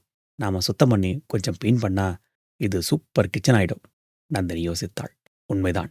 "சரிங்க, அப்படியே கொஞ்சம் எலக்ட்ரிக் லைட்டு நிறைய இடத்துல போடணும். நல்லா வெளிச்சமா இருக்கணும். அப்பதான் பார்த்து பார்த்து நல்லதா போட்டு நல்ல சுவையோட கொடுக்க முடியும்." அடுத்த ஒரு வாரம் முருகன் ஆட்டோ ஓட்டவில்லை. முழு நேரமும் அந்த ஷெட்டை சீரமைப்பதில் இறங்கினான். சுவர்களுக்கு வெள்ளையடிக்கப்பட்டது. கிரீஸ் கரைகள் காணாமல் போயின. ஒரு ஓரத்தில் ஒரு பெரிய கிரைண்டர் மாவாட்டவும் மசாலா அரைக்கவும் வைக்கப்பட்டது. 3 பெரிய கேஸ் அடுப்புகள் வாங்கப்பட்டது. வெள்ளிக்கிழமை பால் காய்ச்சும் வைபவம். செல்வி அக்கா வந்திருந்தார். ஜனார்த்தனன் சாரும் கூடவே சிவராமன் சாரும். பரவாயில்ல தம்பி, ஒரு மினி ஃபேக்டரி மாதிரி இருக்கு. ஜனார்தனன் பாராட்டினார். எல்லாம் உங்க ஆசீர்வாதம் சார். இப்போது அடுத்தது ஆட்கள் பிரச்சனை. 100 பாக்கெட் 200 பாக்கெட் செய்யும்போது நந்தினியும் சுமதியும் மட்டும் போதாது. முருகன் அந்த பகுதியில் விசாரித்தான். அங்கே மார்க்கெட்டில் சுமை தூக்கும் தொழிலாளர்களின் மனைவிகள் சிலர் வேலை செய்ய தயாராக இருந்தார்கள். மாரியம்மா வயது 40 இருக்கும். தம்பி, பாத்திரத்தைக்கு ஆள் வேணும்னு சொன்னீங்களாமே? ஆமாக்கா. அது மட்டும் இல்ல, வெங்காயம் உரிப்பீங்களா? கறி கழுவீங்களா? எல்லாம் பண்ணுவேன் தம்பி. தினம் 300 கொடுங்க. மதிய சாப்பாடு போட்டுருங்க. நந்தினி அவளை பார்த்தாள். மாரியம்மாவின் கைகள் முரட்டுத்தனமாக இருந்தன. உழைத்து காய்த்த கைகள். சரிக்கா, நாளைக்கு காலையில 5 மணிக்கு வந்துருங்க. மாரியம்மாவைத் தொடர்ந்து இன்னும் 2 பெண்கள் வந்தனர். மேரி மற்றும் வள்ளி. இப்போது நந்தினிக்கு ஒரு படை கிடைத்திருந்தது. ஞாயிறு. புது இடத்தில் புது சமையல். இது நந்தினியின் சொந்த order. Auto stand, WhatsApp group, அக்கம் பக்கத்தினர் என மொத்தமாக கிட்டத்தட்ட 150 பாக்கெட்டுகள். நந்தினிதான் சீஃப் குக். மாரியம்மா வெங்காயம் முறிக்கும் வேகம் மெஷின் மாதிரி இருந்தது. அக்கா, கொஞ்சம் மெதுவா, கையை வெட்டிக்க போறீங்க. பரவாயில்லம்மா, பழகிடுச்சு, அதெல்லாம் ஒன்றும் ஆகாது. பெரிய அடுப்பு எரிந்தது. சத்தம் புஸ்ஸென கேட்டது. வீட்டு அடுப்பை விட 10 மடங்கு வேகம். நந்தினிக்கு முதலில் பயமாக இருந்தது. தீயின் வேகம் அதிகம், கருகிவிடுமோ? முதல் சமையல் என்பதால் செல்வி அக்கா கூடவே இருந்தாள். தீ பெருசானாலும் பக்குவம் மாறாதுமா. அவள் கையை உயர்த்தி காட்டினாள். மாரியம்மா தீயை குறைத்தாள். சரியான கோஆர்டினேஷன். மதியம் 12 மணி. 150 பாக்கெட்டுகள் தயார். முருகன் இப்போது டெலிவரிக்கு ஒரு பழைய டிவிஎஸ் எக்ஸல் வண்டி வாங்கியிருந்தான். ஆட்டோ ஸ்டாண்ட் கணேஷ் உதவிக்கு வந்தான். மச்சான், நான் பாதி டெலிவரி பார்த்துக்கிறேன். வியாபாரம் விரிவடைய ஆரம்பித்தது. 1 மாதம் கழிந்தது. நந்தினி ஷெட்டில் கணக்கு பார்த்துக் கொண்டிருந்தாள். மாரியம்மா, மேரி, வள்ளி மூவரும் கிளம்ப தயாராயினர். அக்கா, நாளைக்கு வரணுமா? நாளைக்கு திங்கக்கிழமை. நைட்டு டின்னர் ஆர்டர் மட்டும்தான். மெதுவா வந்தா போதும். இப்போது வாரம் முழுவதும் சமையல் என மாறியிருந்தது. திங்கள் சிக்கன் 65 பிரியாணி, புதன் மட்டன் பிரியாணி ஸ்பெஷல், வெள்ளிக்கிழமை மீன் குழம்பு சாப்பாடு, ஞாயிறு தம் பிரியாணி. அன்றைக்கு மதியம் ஒரு இளைஞன் ஷெட்டிற்கு வந்தான். கையில் லேப்டாப் பேக். மேடம், நீங்க தான் நந்தினி ஃபுட் ஓனரா? ஆமாம் தம்பி, நான் ஸ்விக்கியிலேருந்து வரேன். உங்க கடையை ஆன்லைனில் லிஸ்ட் பண்ணா நல்லாயிருக்கும். நிறைய பேர் உங்க பிரியாணியை தேடுறாங்க. நந்தினி முருகனை பார்த்தாள். ஆன்லைனா? அதில் எப்படி தம்பி விற்கிறது? ஒன்றும் இல்லை மேடம். நாங்கள் ஒரு மிஷின் கொடுப்போம். ஆர்டர் வந்தால் டிங்குன்னு சத்தம் வரும். நீங்கள் அக்செப்ட் பண்ணால் போதும். இதோ இந்த பச்சை பட்டனு. எங்கள் டெலிவரி பாய் வந்து வாங்கிட்டு போயிடுவார். முருகன் ஆர்வமானான். இது நல்லா இருக்கே. நம்ம கணேஷ் எல்லாம் அலைய வேணாம் இல்லையா? அன்று நந்தினி ஹோம் ஃபுட்ஸ் ஆன்லைனில் ஏறியது. மறுநாள் மிஷின் சத்தம் போட்டது. டிங். நந்தினி பதறிப்போய் பார்த்தாள். 1 chicken biryani, delivery to Vepery.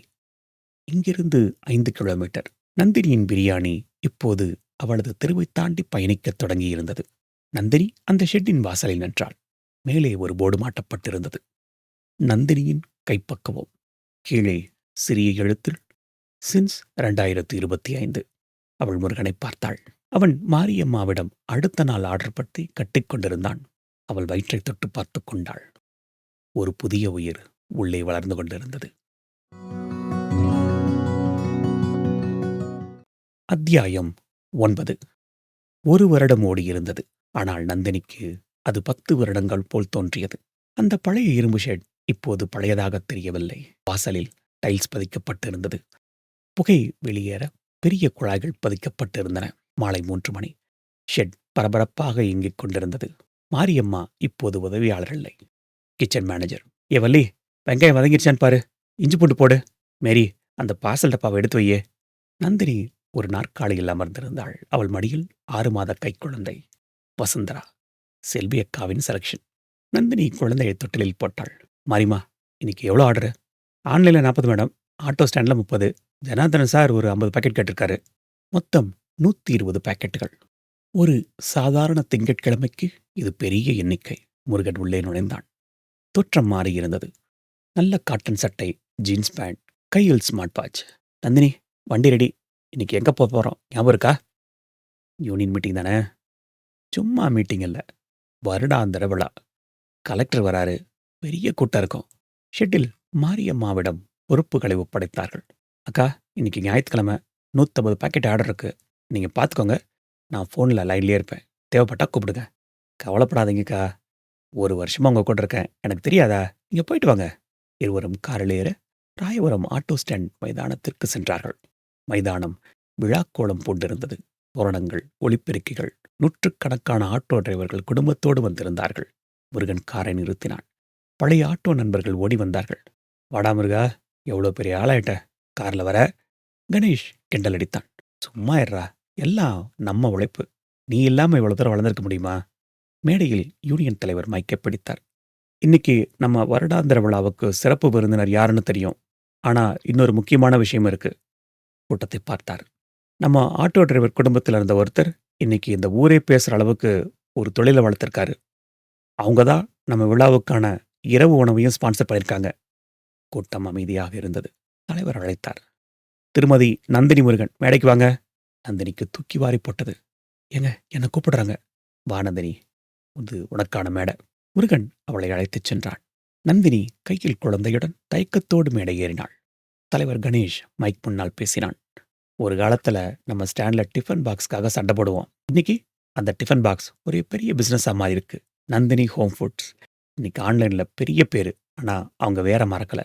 இன்னைக்கு நம்ம 500 பேருக்கும் அவங்க சாப்பாடு உபயம் என்றான் புன்னகையோடு. கூட்டம் கைத்தட்டியது.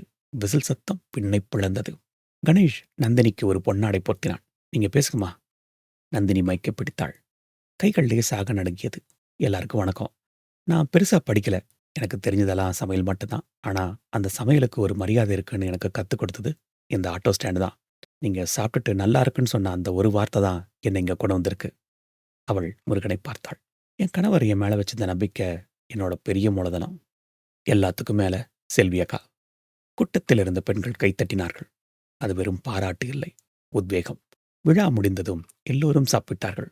நந்தினியின் சமையலறையிலிருந்து வந்த பிரியாணி பரிமாறப்பட்டது. ஒரு வயதான ஆட்டோ டிரைவர் சாப்பிட்டு விட்டு நந்தினியின் கைகளை பிடித்துக் கொண்டார். தாயி, எத்தனையோ கல்யாணத்துல சாப்பிட்டிருக்கேன். ஆனா இந்த மாதிரி ருசி பார்த்ததே இல்ல. உன் கைப்பக்குவம் சும்மா இல்ல. மகராசியா இரு. அந்த வாழ்த்து எந்த பெரிய விருதையும் விட பெரியதாக தோன்றியது நந்தினிக்கு. மாலை 6 மணி. வீட்டிற்கு வந்தார்கள். சிவராம் சாரின் அதே வீடு. அவர்கள் மாறவில்லை. ஆனால் வீடு மாறியிருந்தது. உள்ளே ஏசி மாட்டப்பட்டிருந்தது. புது சோஃபா, பெரிய டிவி. நந்தினி குழந்தையை தூக்கிக் கொண்டு சமையல் அறைக்குச் சென்றாள். இரவு உணவு ஷெட்டிலிருந்து வந்துவிடும். அந்த பழைய கேஸ் ஸ்டவை பார்த்தாள். அந்த துருப்பிடித்த இரும்பு தோசைகள் ஒரு ஓரமாக வைக்கப்பட்டிருந்தது. முருகன் வந்தான். என்ன நந்தினி, அதையே பார்த்துட்டு இருக்க? இதுதாங்க எல்லாம் ஆரம்பிச்ச இடம். அன்னைக்கு மட்டும் எனக்கு அந்த வைராகி இல்லைனா நம்ம இன்னும் ஆட்டோ ஓட்டிக்கிட்டு வாடகை கட்ட கஷ்டப்பட்டுட்டு தான் இருப்போம். உண்மைதான். ஆனா அதுக்கு காரணம் நான் தான் என்றான் குசும்பாக. நீங்களா? எப்படி? ஆமா. அன்னைக்கு நீ செஞ்ச அந்த சொதப்பல் பிரியாணி நான் நல்லா இருக்குன்னு பொய் சொல்லியிருந்தா நீ மாறி இருப்பியா? புதுசா கத்துக்கிட்டு இருந்திருப்பியா? நந்தினி சிரித்தாள். உண்மைதாங்க. ஒரு நல்ல கணவன் மனைவி சமைக்கிறத குப்பையா இருந்தா கூட சாப்பிடணும். ஆனா ஒரு சிறந்த கணவன் அதை எப்படி மாத்தணுங்கிறத வழிகாட்டணும். வாசலில் சத்தம் கேட்டது. யார் அது? செல்வி அக்கா. கையில் ஒரு பெரிய டிஃபன் பாக்ஸுடன். வாக்கா, என்ன திடீர்னு? ஒன்னும் இல்லடா. பிரியாணி பண்ணேன். உன் ஞாபகம் வந்தது. சரி, அதான் கொண்டு வந்து கொடுக்கலான்னு வந்தேன். நந்தினி ஓடிச் சென்று வாங்கினாள். அக்கா, உங்க கைப்பக்குவம் எனக்கு வருமான்னு தெரியல. ஆனா உங்க மனசு யாருக்கும் வராதுக்கா. மூவரும் ஒன்றாக அமர்ந்து சாப்பிட்டார்கள். நந்தினி ஒரு வாய் சாப்பிட்டாள். அதே ருசி, அதே மனம். பிசினஸ் எவ்வளவு வளர்ந்தாலும் 1000 பேர் பாராட்டினாலும் இந்த ஒரு வாய் பிரியாணிக்கு ஈடு இணை எதுவும் இல்லை. முருகன் சாப்பிட்டுக் கொண்டே சொன்னான். நந்தினி, அடுத்தது என்ன பிளானு? என்ன கேக்குறீங்க? ஜனார்த்தனன் சார் சொன்னாரு, அடுத்த மாசம் ஒரு பெரிய கான்ட்ராக்ட் இருக்கான். 500 பேரு. எடுத்துக்கலாமா? நந்தினி செல்வி அக்காவை பார்த்தாள். எடுத்துக்கலாம். ஆனா ஒரு கண்டிஷன். என்ன? இந்த வாட்டி நீங்க தான் வெங்காயத்தை உரிக்கணும். எல்லோரும் சிரித்தார்கள். அந்த சிரிப்பொலி அந்த சிறிய வீட்டில் எதிரொலித்தது. வாழ்க்கை ருசிக்க ஆரம்பித்து விட்டது. அது பிரியாணியைப் போலவே. சரியான நேரத்தில், சரியான பக்குவத்தில் அமைந்தாள். எல்லாமே அற்புதம்தான். இந்த கதை இத்தோட முடிவுக்கு வருது. இந்த கதை உங்களுக்கு பிடிச்சிருக்கு அப்படின்னா லைக் பண்ணுங்க. உங்களோட ஃப்ரெண்ட்ஸ் அண்ட் ஃபேமிலிக்கு ஷேர் பண்ணுங்க. உங்களோட கருத்துக்களை கமெண்ட் பண்ணுங்க. இன்னும் சப்ஸ்கிரைப் பண்ணாம பார்க்குறீங்க அப்படின்னா மறக்காம சப்ஸ்கிரைப் பண்ணுங்க. முன்னாடியே சொன்னது போல, உங்களோட வாழ்க்கை அனுபவங்கள எங்களுக்கு எழுதுங்க. அத இதே மாதிரி ஒரு அழகான நாவலா மாத்தி, மத்தவங்கள இன்ஸ்பயர் பண்ணலாம். மீண்டும் ஒரு நல்ல நாவல சந்திக்கலாம். Wish you all a merry Christmas and a very happy new year. Tata bye.